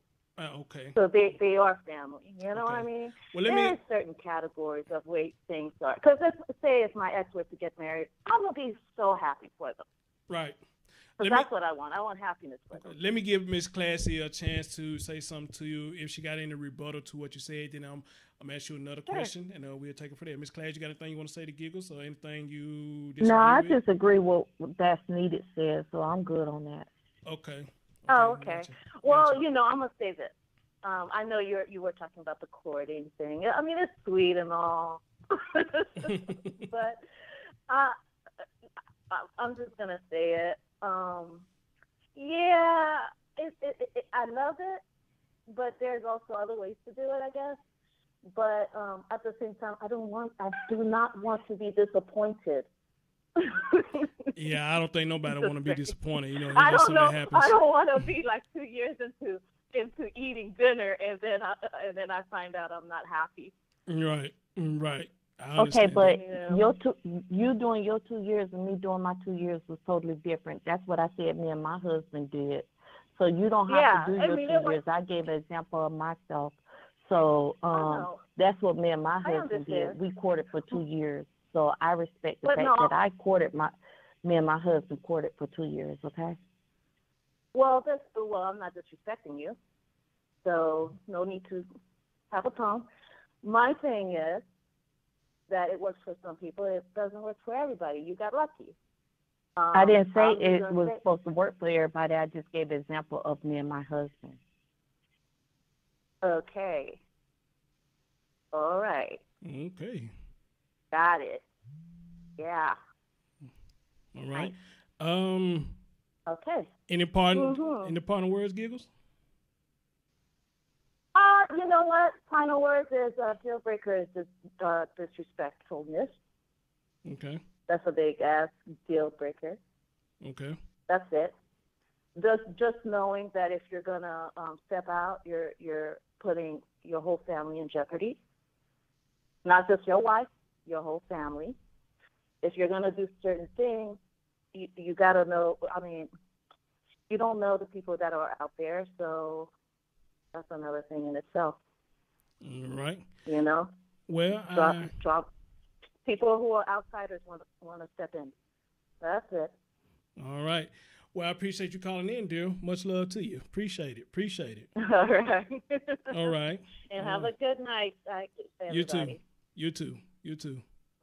Okay, All right. bye. All right. If it's safe for me to ask you, Miss Class, what did I just miss here? What happened? Nothing. There was nothing. I mean, she was saying going into the courting. I didn't put the courting out that everybody had to court for 2 years. I just gave an example of me and my husband, and that was not for, to say that everybody had to court. That was something that a conversation that me and Dax needed. When she was talking about that, and I just used how me and my husband had, got together as an example. It wasn't something, to say courting. I don't think no. Anybody can meet with or date or however they deem necessary, in a relationship. I just use mine, how me and my husband as how me and my husband had met. It wasn't that's what you need to do. And it wasn't for anyone to take as an example. I was just telling my story.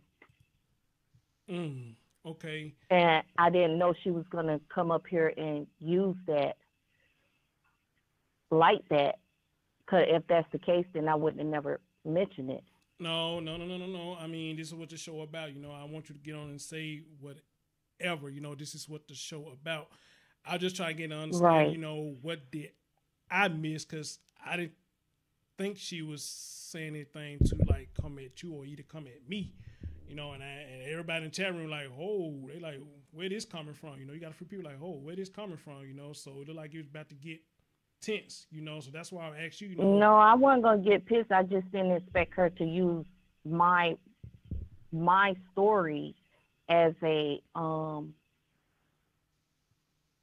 was just telling my story. I didn't know that that's why she had called in to use that as an example, and I didn't know she was gonna do that.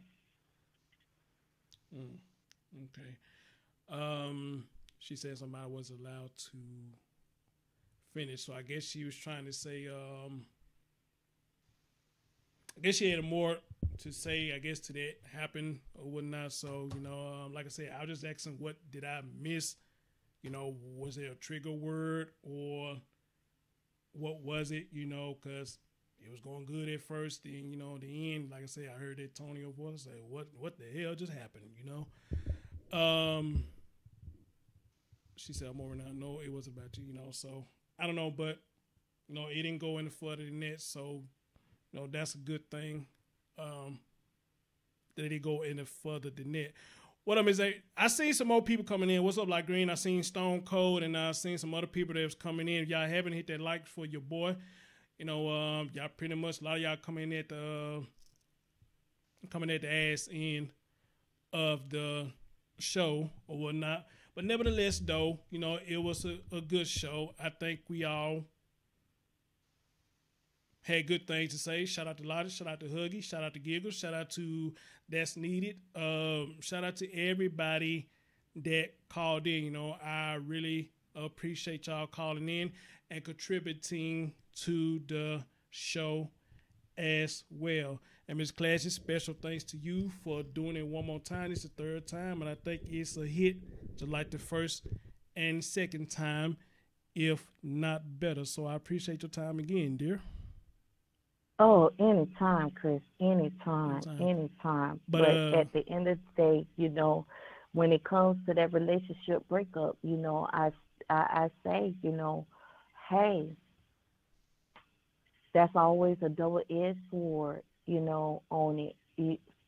It's always a double-edged sword because sometimes you got to find out the root of the problem, especially when it comes to why is it so easy for a man to walk away from a relationship so fast versus a woman. And yeah, and like I said, somebody said in the chat room, I agree with that. A lot of us, we will walk off faster because for some reason, a lot of us got the mind frame. We got the mind frame that it's okay for us to do it, but it's a catastrophe if y'all do it, and in actuality, it's the same each way it go. You went and fucked off, they went and fucked off, The big question is, can y'all move forward from it? That would be the big question. Can you move forward from it? The truth says she would like to call in to give her input. Okay, well, call on in then. Call on in.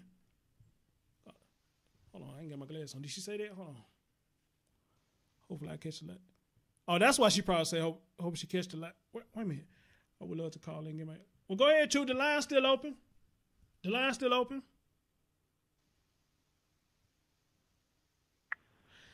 Hey, Marie.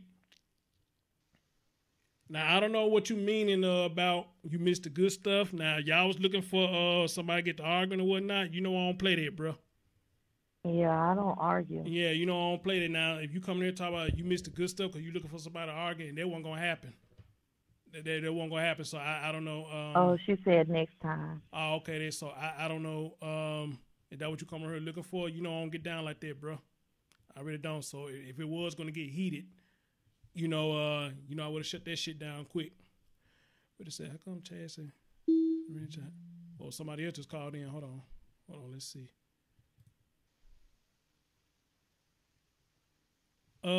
This person, like the name Todd Morris. So let's see what he got to say. Todd Morris, Young Lock, what's going on?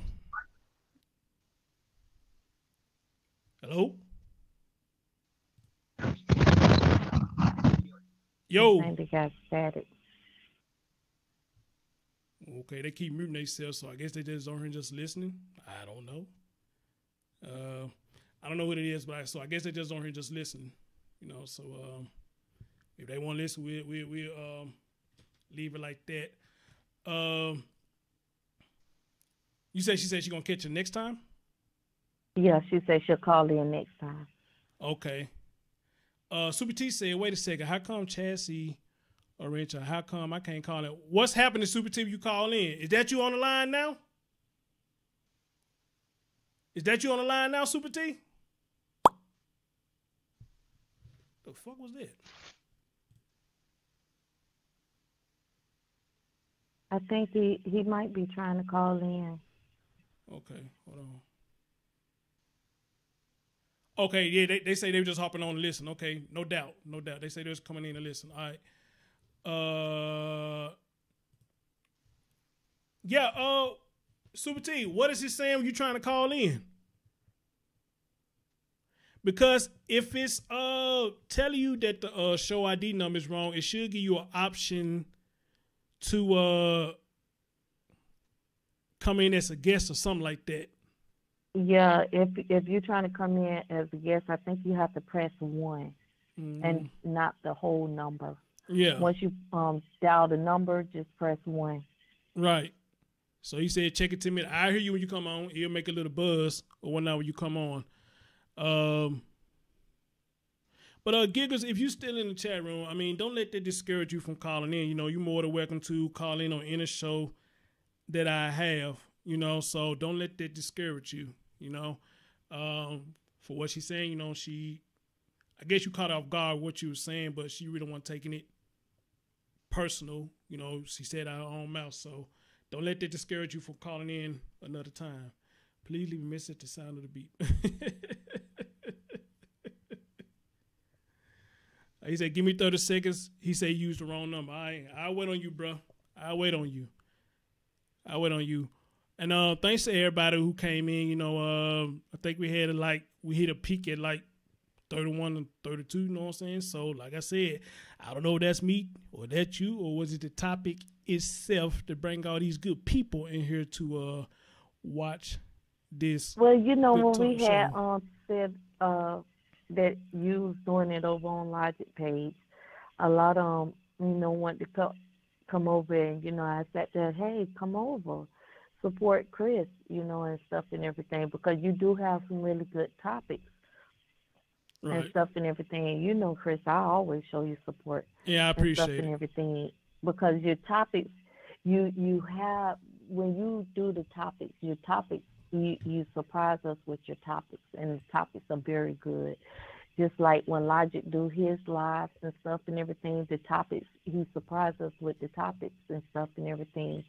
And at the end of the day, it's about, when you get up there, to understand what it is the individual is actually saying, and be on point with that topic at hand, and engaging in that topic. But I have to say, hey, this right here, when it comes to relationships, we're looking at both in, and I can only speak from a married point of view.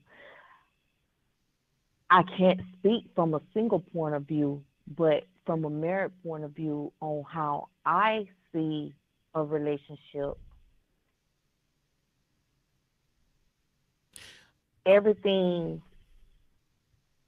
and going into it, you have to work on it regardless.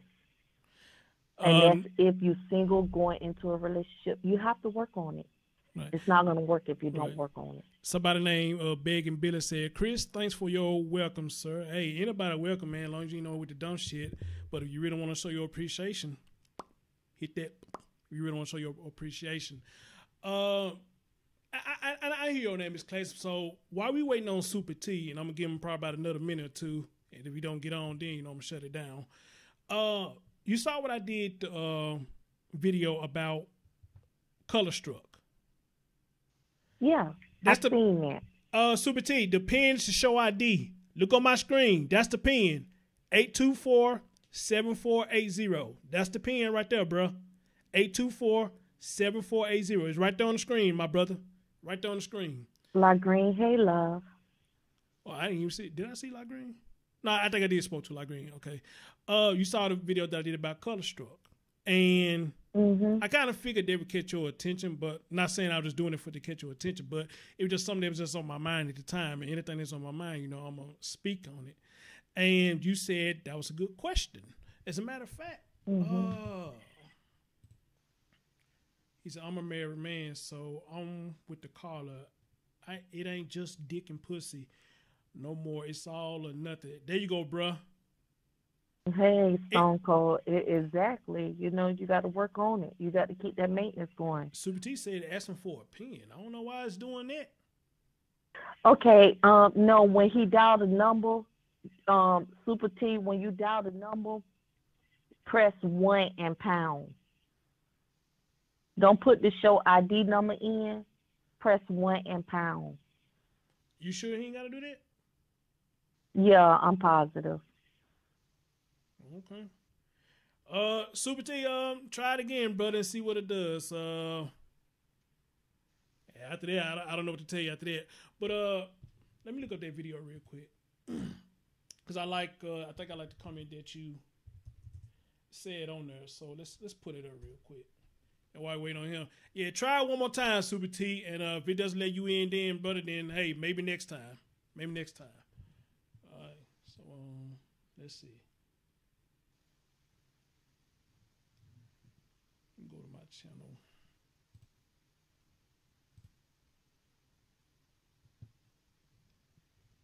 And where is that video? That lovely, lovely video.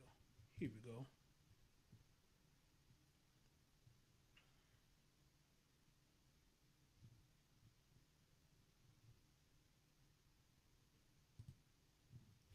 So let's find Miss Classy, what she had to say on this. Oh, there you are, right there, the first one. You said good question, Chris. And the answer is yes. Look like he made it. Like Super T might have made it. You said good question, Chris. And the answer is yes. Personally, I think some men, not all, but some are color struck by a light-skinned woman. This can be traced back to the house slave mentality, where light-skinned women was too good to be outside and medium and dark-skinned women worked the field.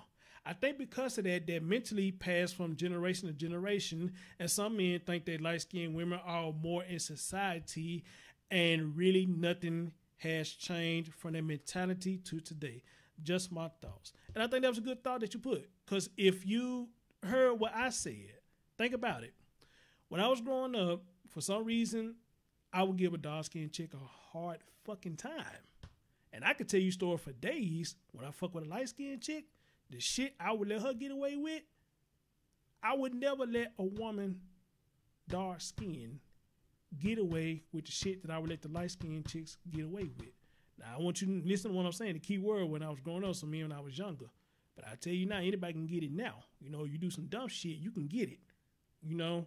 But back then, though, you know, I used to give them a hard time. And you know, and I guess we, like you said on here, you know, we just struck by the lighter color. Don't understand it. And maybe it is just a mentality thing, you know? So if you want to speak more on what you said on there, you know, you more welcome to do so. If not, you know, I'll go and get Super T on the NCC say he made it. You know what? It is still going today because, and the reason I say it's still going today, because look around. Mm-hmm. That's all you hear. Mm-hmm. You hear the, and even looking around, and it's nothing towards a light-skinned woman. That's just the mentality that many men have. You know, they see a light-skinned woman, and she's put on a higher pedestal than medium and dark-skinned women. And that mentality is going to continue, you know, until it changes. Mm-hmm. On any aspect or any level, period, point blank. A man is more inclined to pay more attention, give more shout outs, and acknowledge a light-skinned woman more than they would a medium or dark-skinned woman. Mm-hmm. Mm-hmm. And that's just the way that mental thinking is made up. Okay. And let me ask you this question right here real quick. This is just a yes or no question. Did you hear the interview that I did with the chick, the dark-skinned chick? Did you hear the interview? No, I didn't have a chance to listen to. Actually, yes, I did. When you did the upload on that, yes, I did. All right. Well, I asked you this real quick. Real quick before I bring Super T in? What did you think about that? And what did you think about what she was saying? What do you think about that? And she spoke point. She spoke facts. She did. Okay. She spoke some straight up facts. I mean, everything she spoke was absolute facts. Okay. Absolutely. And like I said, I commend her for doing that, because when I did that, you see in the comment section, she was responding to somebody and she said, I don't mind talking to you and explaining to you what I mean when I say this. And I guess what she went through. And when I saw that, I said, you know what, that's a damn good idea. I told her to hit me up on Facebook. That's what she did. We set it up, and, you know, let me just say this. I just felt good giving her a voice to speak her piece. I felt good doing that because, you know me, I may be a little biased, but I want to give everybody a voice. You know, so if it's something that I say that you don't like, or somebody on the show they say something that you don't too much agree with, I want to give you a voice to say your difference of opinions. All right? And that's what she did. She came and said, okay, I want to speak on this because me as a dark-skinned woman, this is what I've been through. And when she said that part about she tried to holler at the dude, and the dude said, you know, she was like too big or something. But when she saw him later on down the road, he was with a light-skinned woman, and she was bigger than her. Now, that shit was funny. But I'm glad she brought it up, because like I said, you see what I tell you? What I tell you. He not dissed you, but he turned you down and used the excuse about you being overweight. So if your problem is about your weight, why is you with this light-skinned woman? Because you know what? We are color struck. We color struck. All right? So let me let Super T in, let him say what he got to say. Super T, what up? What is up, man? Let me take you off my headset so you can hear me better. I can hear you good now. We can hear you good now. Oh, well. Oh, that's cool then. Okay. Hey, yeah. Wait, let me ask you a question. First I call in your show. How did you finally get in? What happened? How did you finally get in? Well, since you put me on the spot like that, I had I keep putting the pin number in wrong. Oh, okay then. Okay. Yeah, I had a good night's sleep all week, man. So I'm running on fumes. I'm gonna crash as soon as I get off the phone with you. I just have to call in your show because I want to speak on the color stuff topic and the topic that we're currently talking about now. All right, go ahead, bro. Go ahead. Yeah, you wrote. I missed the first half of the show, so I'm just gonna speak on the title and what we're talking about now. Okay. Now. Okay.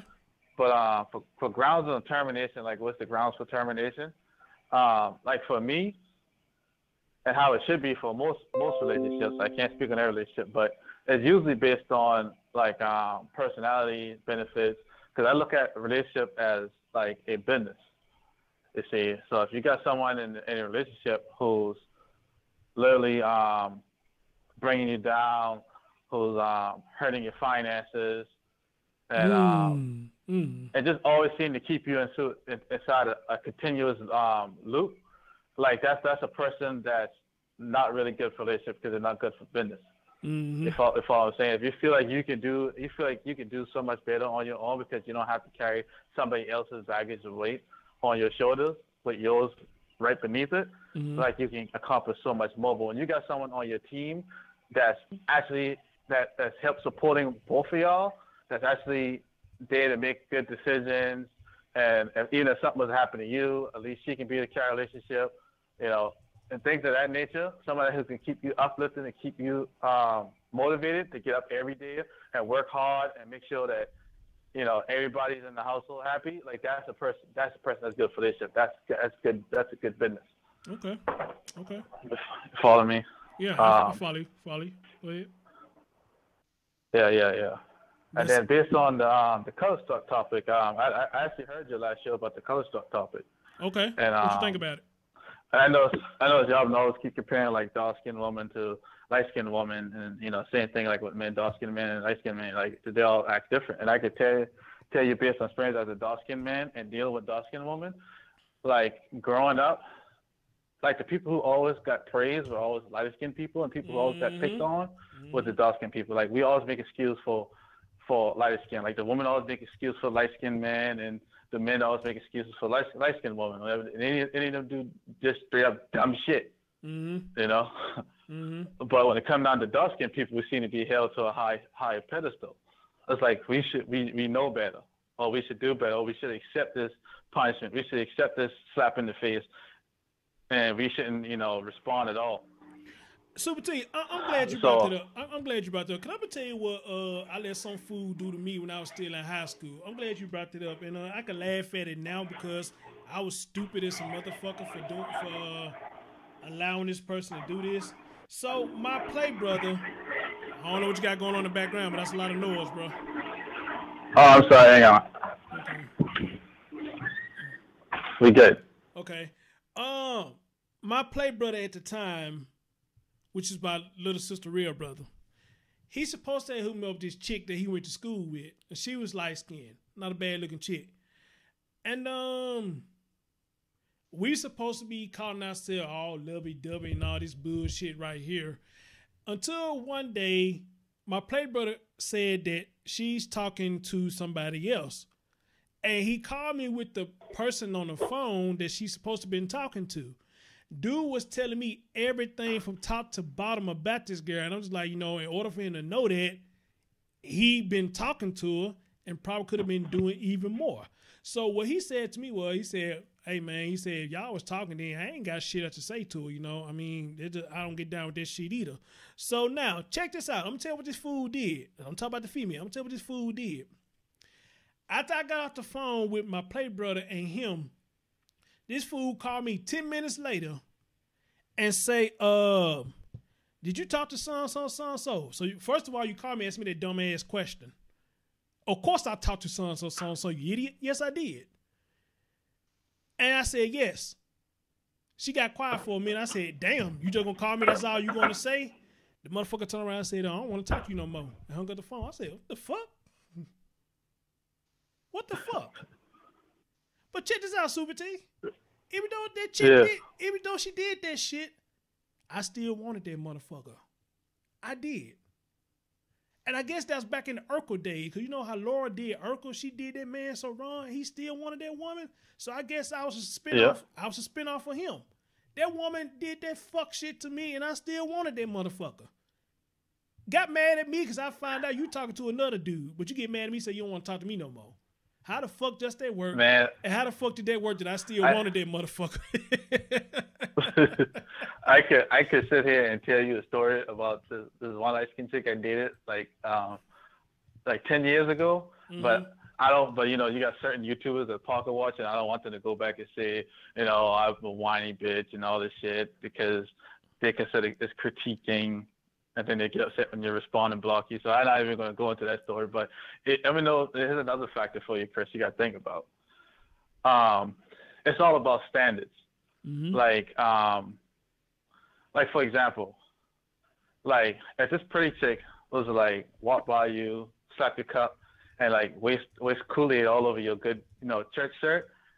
Like as long as she's attractive and she meets your standards, like this is a beautiful woman. Like I would love to like take this woman out. Like you wouldn't be upset at all. Like yes, it's not a big deal. Like you would wear that Kool-Aid stained shirt proudly in church, thinking about it the entire time. But like if it's like some big chick from my 600-pound life show was like walk by and like slap that Kool-Aid. Like you could be pissed off. Like, you could be like, right. Watch yourself, you fat bitch. Right. You see what I'm saying? But you know what? Even though we laugh, like you're not gonna give her the pass, right? Exactly. Even though we laugh, but that's real talk. We won't give them a pass. We would shun them, and we would shun them down there for eternity for something just that simple. But we let somebody else of a lighter complexion, we let them ride with that. How the fuck that work? And like I said, back then, I can't just really say now. Back then, when I was going to school, them light-skinned women was the worst. They was snobbish. And they feel like they could do anything they wanted to do, and you weren't supposed to say shit to them. Boy, they was hell back then. But the reason they was hell, because us men allowed them to be like that. We allowed them to treat us like that. We allowed them to walk over us. And no matter what they did, we still wanted them motherfuckers because they were light-skinned, they was fine. Some of them was high yellow, some of them were biracial, had their natural hair, pretty ass eyes, big titties, big ass, and we just couldn't resist. We were just like them dogs that be on that cartoon.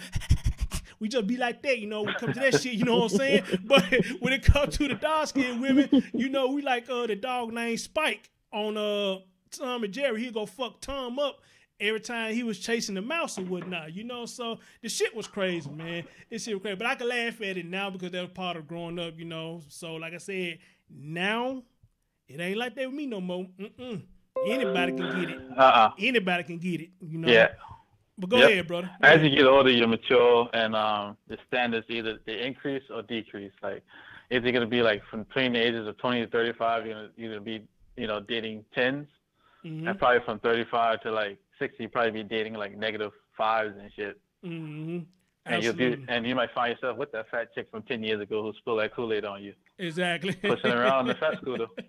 Exactly. And I'm going to say this last thing, and Miss Class, if she want to say anything to you, I'll let her say it. It's like one of them situations, man, that you look at somebody in school and you be like, that's probably about the ugliest chick in school. But down the road, we don't know what the fuck she did. She be one of them finest motherfuckers in that damn school. And instead of giving her the nasty work, now we trying to get with her and fuck her because she done fixed herself up. I done seen it numerous of times, you know, this shit crazy as hell, man. But before you go, brother, Miss Classy, you got anything you want to add on to what we were saying or what Super T was saying, or you good or what? I can actually say, Super T, you hit the nail on the head when you sat there and said the finances, that's the breakup mate. When it comes to, you know, relationship, especially early on in relationships.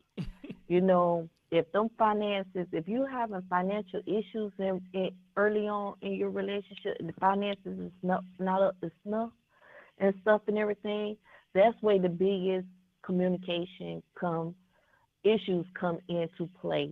Especially if you have one partner who's working, the other partner who's not, or they're not bringing in enough income, or you have a partner who's working their butt off and the other partner who's steady spending as fast as the money is coming in.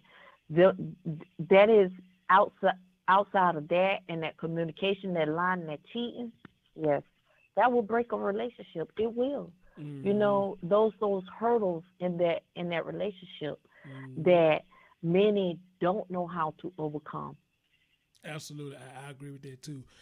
And he hit the nail on the head on that one. Right. Hey, I'm so sorry I didn't greet you and I got on a call. I did not know you were still on a call. Chris didn't even introduce you to me or nothing. He didn't say, hey, hold on. What? Now we just goddamn minute now. Hold up now.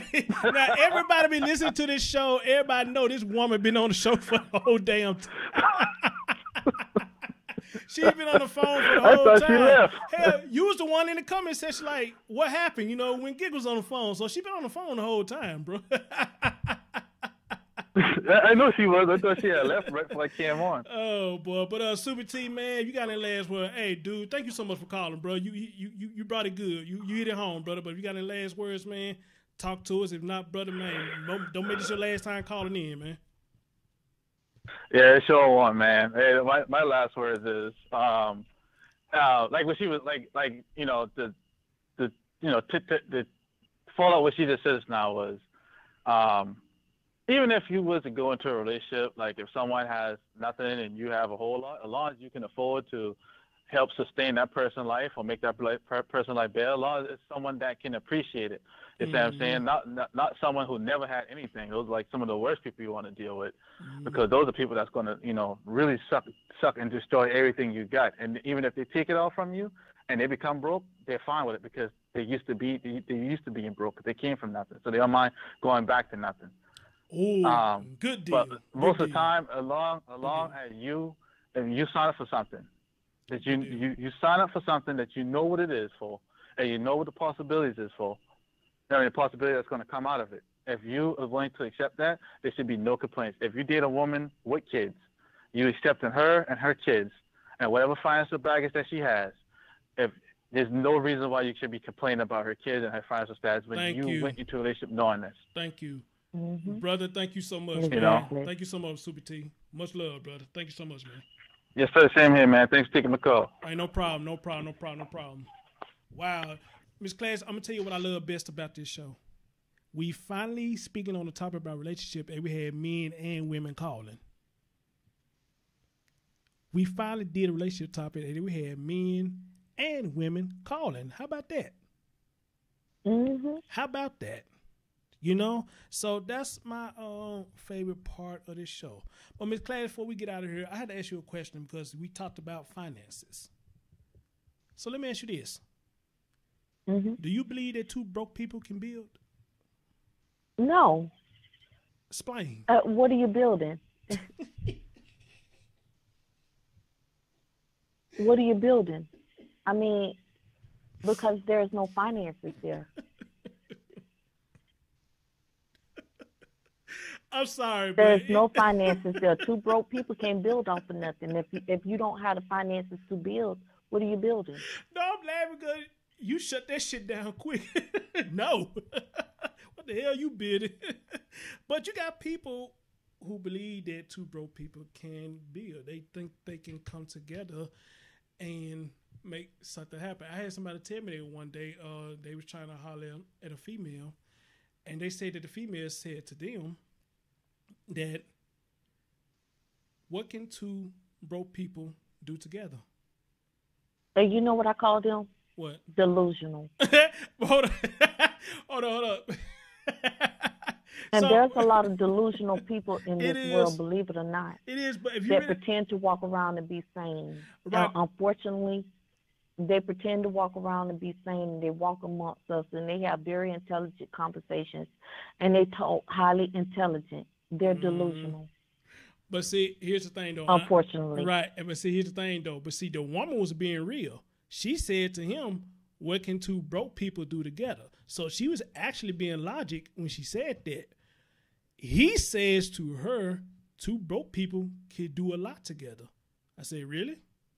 Do tell.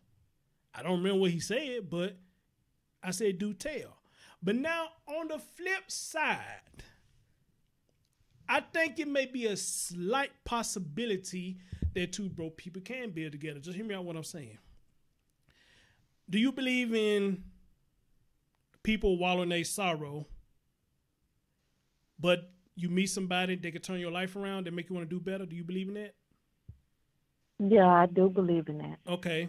So I'm thinking that if both of these two people are wallowing in their sorrows, complaining about they broke, complaining about they ain't got this, complaining about they ain't got that, but these two individuals end up meeting each other, even though they wallow in sorrow, but they do got some kind of motivation where they motivating each other to say, you know what, we sit up here bitching and whining, but we ain't doing anything. Let's get off our ass and go make something happen. They go put in applications. They just so happen to get hired. Now they got income coming in.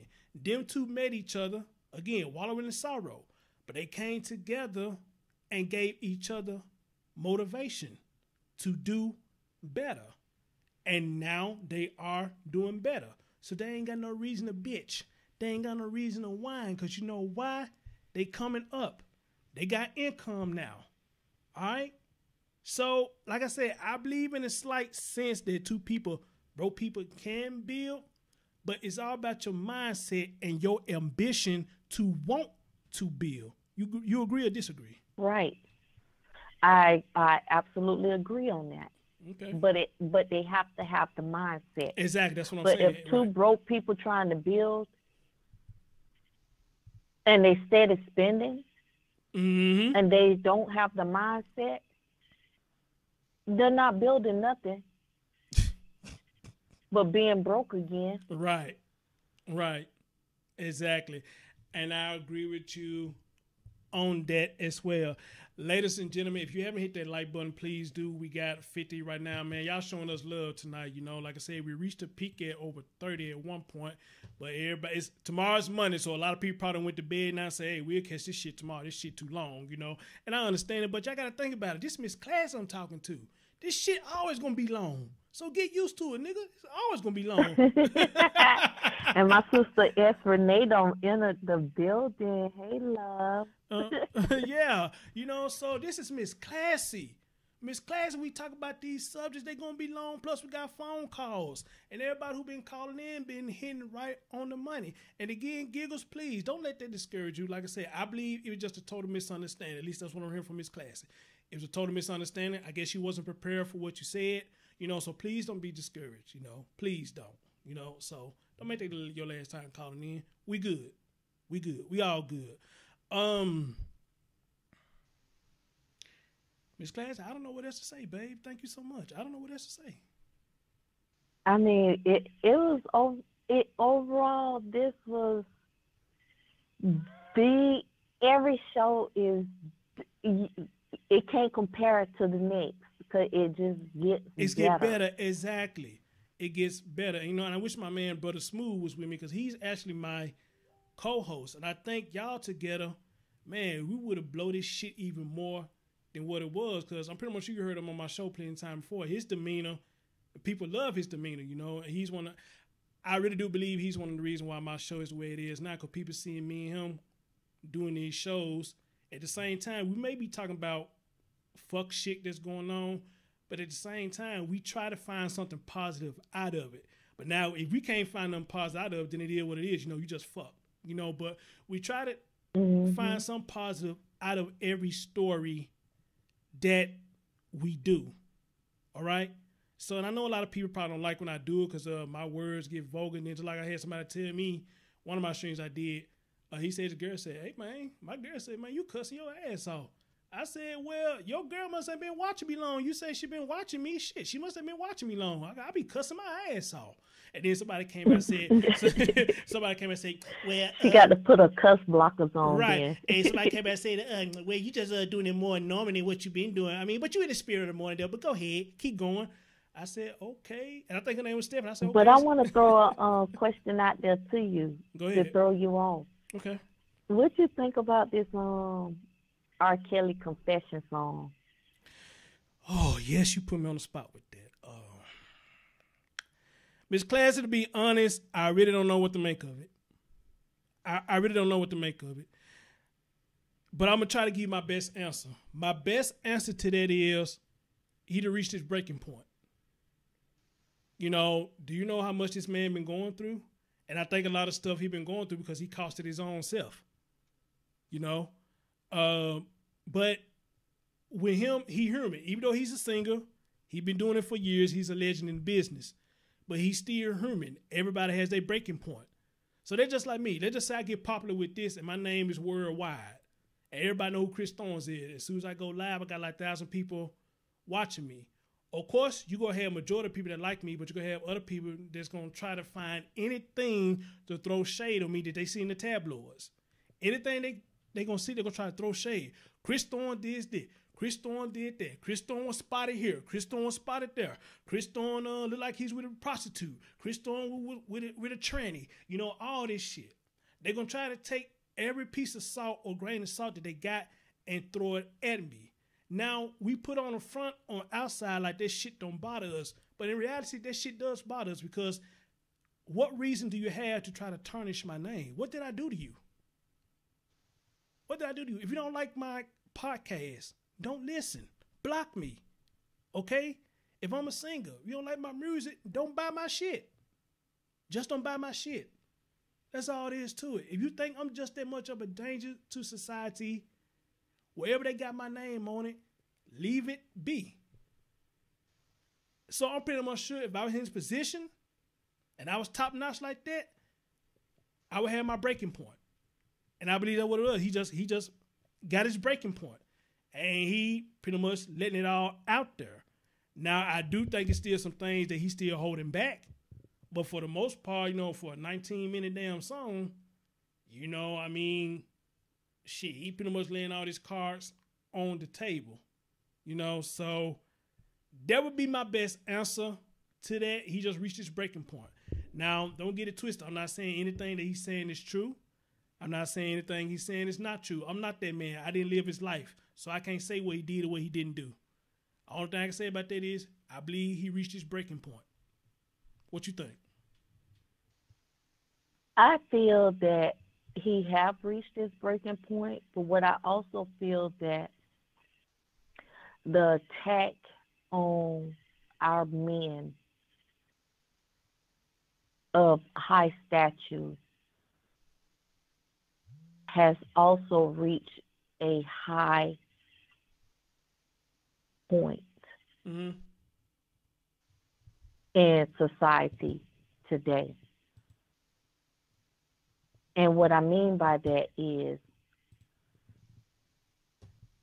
look at these incidents now. Bill Cosby, Charlemagne, R. Kelly. All of these singers, celebrities, they had more added to the list. Our men of color, and I don't see race. I see our men of high stature who have been targeted. Mm-hmm. And the question I have is, why? Absolutely. Somebody asked in the chat room, and that's a good question. They said, do you think he tarnished his own name? I think he did in some senses with some stuff that he did. I think he did. Especially when it came to the video with the young girl, he peeing on the girl and all that. I think that's what hurt him. I think what else hurt him when people was gung-ho on the Aaliyah thing. I think that hurt him, but for some reason, we all overlooked that. This about they claiming some sex slave shit he's supposed to have done, and some female supposed to have came out and spoke on it, you know. So I believe he have to a degree. And then I don't know if y'all heard this, but he actually did an interview with the Huffington Post or somebody and said something to the sense that he was in love with his mama, that she would have a drink and he would drink after her and drink on the side of the glass where it had a lipstick print on it. And I think he was in love with his own moms. Don't know how the fuck that works, but you know, I think he said that man had infatuation with his own mama, you know? So I think to a degree he did. But now if you want to ask me, can he bounce back from all this? I don't know. I just don't know, because 20 years in the making, you know, a lot of us as the public, we start getting old. We start getting old with your music, especially when you got shit coming. What up, Velasco? Especially when you got shit that just coming to you left and right. You know, I don't know if he could bounce back from that. I don't know if he could bounce back from that at all. But if he does, you know, salute to him. If he does, salute to him. But I don't see him coming back. I think his career may be over. But if I was him, I won't hold my head down, because, dude, you did this for 20-some years. You a legend, bro. You a legend. I mean, you really ain't got nothing else to prove to nobody. You the Pied Piper and everything in between. So I don't think you got nothing to prove to nobody. You know, so the last. But why the focus on them, and you're not hearing as much anymore on anyone else? You know what, Class? These are people who have made names for themselves, household idols, you know, and stuff and everything. And that seems to be the focus that's going around now. Exactly. And granted, R. Kelly did do a lot of the damage to himself. Absolutely. Yeah, that's what I think. He did a lot of. But see, here's the thing, McClays, and I'm glad you're saying what you're saying, and we can go and wrap this up. We getting on R. Kelly about the different trials and tribulations that he'd have been through and that he has done. But you got people like Bobby Valentino, who supposedly been caught with a transsexual. Mm-hmm. You got people like Young Jock, which I think his career been over. You got people like him putting on dresses and got his hair did all some kind of way. But nobody just really shunned him for that. All right? Mm-mm. But people like R. Kelly, Michael Jackson, rest in peace, and maybe even Prince.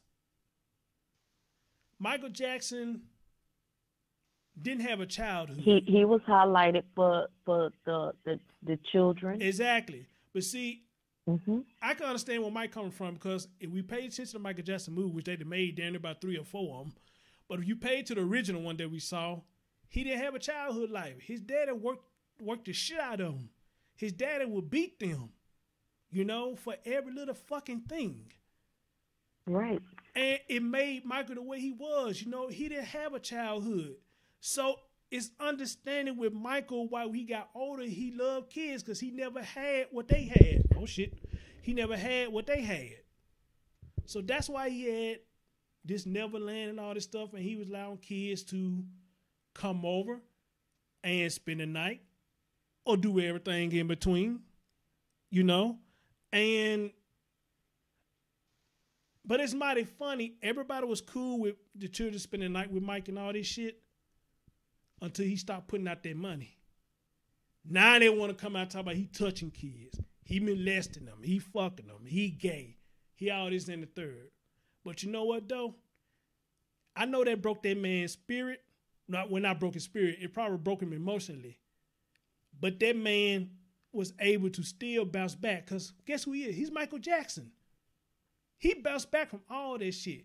And still got people crying and fainting, putting on concerts, selling out concerts, and all this shit.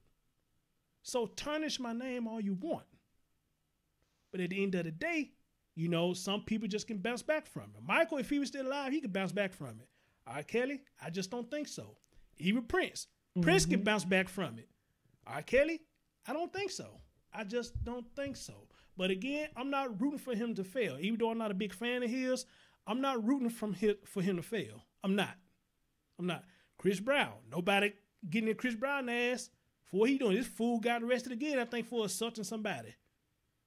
Now, the thing about it, they say Chris Brown supposed to assault a woman again. Why Chris Brown ain't putting his hand on a man? Makes you wonder. Is he a bitch? I mean, what? Did he grow up watching his daddy beat women? I don't know. But nobody's sticking on that, but we focusing on R. Kelly. If you're going to focus on R. Kelly for the shit that he did, you need to focus on these other folks, like especially like people like Chris Brown, who is beating on women. And that's all I got to say about that. But if you got something you want to say, you go ahead, chick. Go right on ahead.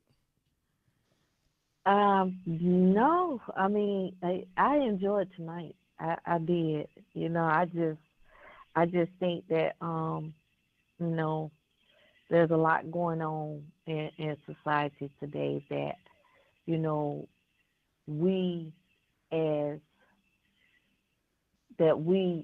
really need to open our eyes to. There's a lot really truly going on. I mean, really. And I feel it's only going to get worse. Mm-hmm. And I don't see it getting any better. Mm-hmm. And on that note, Miss Classy, dear, thank you so much again for another beautiful show. I don't know what we could do after this. You know, I think we the top everything. So I don't know if I should say this our departure. I don't know what to say. I don't know if we can do nothing better than this. I mean, I know it's not our departure, but you know, but it's like we do best on these relationship topics. And, you know, from a man perspective and from a woman perspective, you can't get no better than that, you know. So, again, hopefully, if I come up with another idea, if you could touch on it, let's do it again. But I don't know what else we could do after this, dear. We hit it. We hit it. We did it. Yes, we did. Yes, we did. Miss Classy, much love to you, dear. Enjoy the rest of your night. And let me talk to the people for a minute. Chris. Let me talk to the people for a minute, and I'm going to shut this down. Thank you so much, dear. Okay. All right. Man.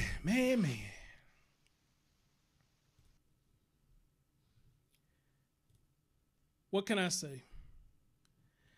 I love doing shows with that lady. This is the third show that we have done together, and every last show that I have done with her has been sensational. All right. Y'all in the audience, y'all showed us love. We got up to 53 likes, and we had a lot of people that came in early. And for me, I am most grateful for that. You know, because on topics like this, we need to have a male and a female perspective. And again, I got to shout out to all the people who called in tonight, because we finally had a mixture crowd of men and women to call in on this topic. We did. And that's the way it needs to be, especially on topics like this. All right. Renee, I want to say something to you. S. Renee, who's in my chat room, I want to say something to you. Can I talk to you for a minute, boo? S. Renee, you still in the chat room? Can I talk to you for a minute?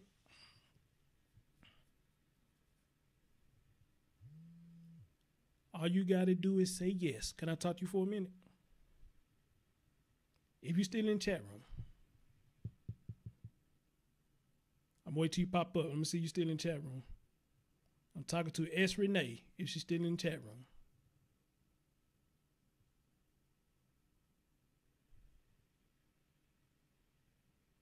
There she go. Okay. Let me talk to you for a minute. I caught something that you said earlier. I don't remember what you said now, but it was something about your skin tone. And I wish you would have called in and said something about that so I could understand where you was coming from. But let me tell you something. One thing that I do when I see people, especially women, in other chat rooms, and if they tell me that they sub to me, for some reason I do this. I go look at your profile page. Or your YouTube profile. And when I looked at your profile picture, you not a bad looking woman, at least from my eyes saw. You not bad looking at all. You quite cute and attractive. So, and I guess that doesn't mean that just because you cute and attractive, people just don't talk about your skin tone, whatever the case may be. But it had to ask, by you being the cutie that you are, what problems was you getting about your skin color?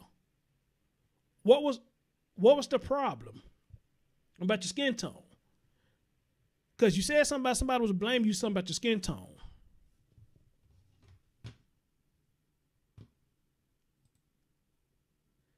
All right, Brielle, that was a little bit too much information, but okay. That was a little bit too much, but then again, I don't know all the shit we just said, so I guess it's not. But yeah, Renee, what was being said about your skin tone that people had a problem with?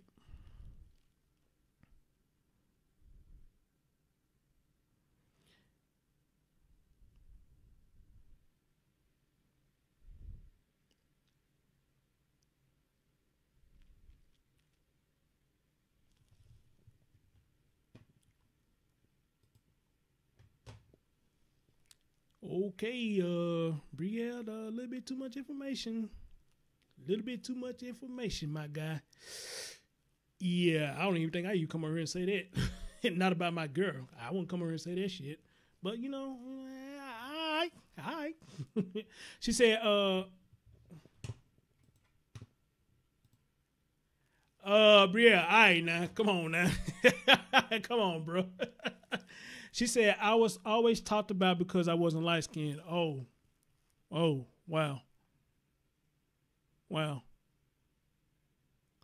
I can understand that. And Renee, you might need to go watch my video that I did talk about color struck. And if you want to do like the other chick did, if you want to call in and speak your piece on it, you more than welcome to do it. The more the merrier, the more dark-skinned people, even men, dark-skinned men, if you got picked on, you dark-skinned, you want to come in and speak your piece on it. We could set up a show. Matter of fact, you want to do a live stream? We can do a live stream. We could talk about colorism. As a matter of fact, that should be a good show. We could talk about colorism.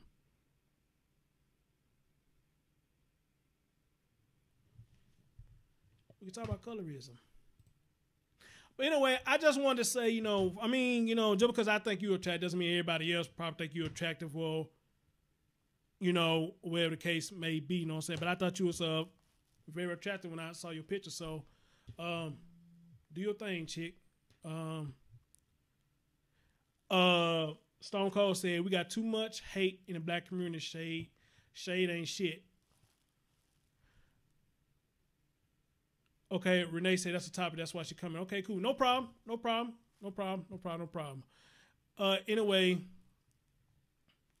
shit, it's finna be 12 o'clock. I ain't mean for this motherfucker go this long. But again, y'all, salute to y'all. Think that's Nita said right. Do a show on colorism. Well, since you say you want it, I give the audience what they want. But I'm gonna have to get some notes though. I gotta get some notes. And talk about that. But ladies and gentlemen, thank y'all so much. I love y'all. Y'all showed us love tonight. I don't know what else to say. If you haven't, I did a show earlier today about Ving Rhames. If you haven't seen it, go watch it because I think it's kind of terrible what happened to him. But at the end of the day, everybody was safe. Everybody is safe. Stone Cold said black is black. You're right, brother. You're right.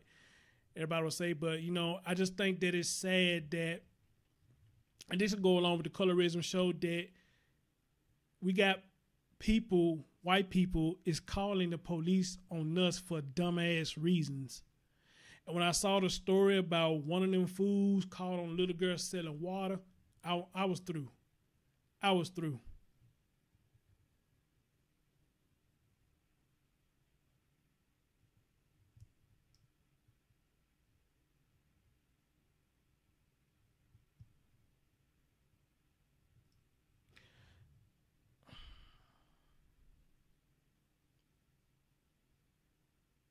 Okay, I was finna say something, but I let that ride.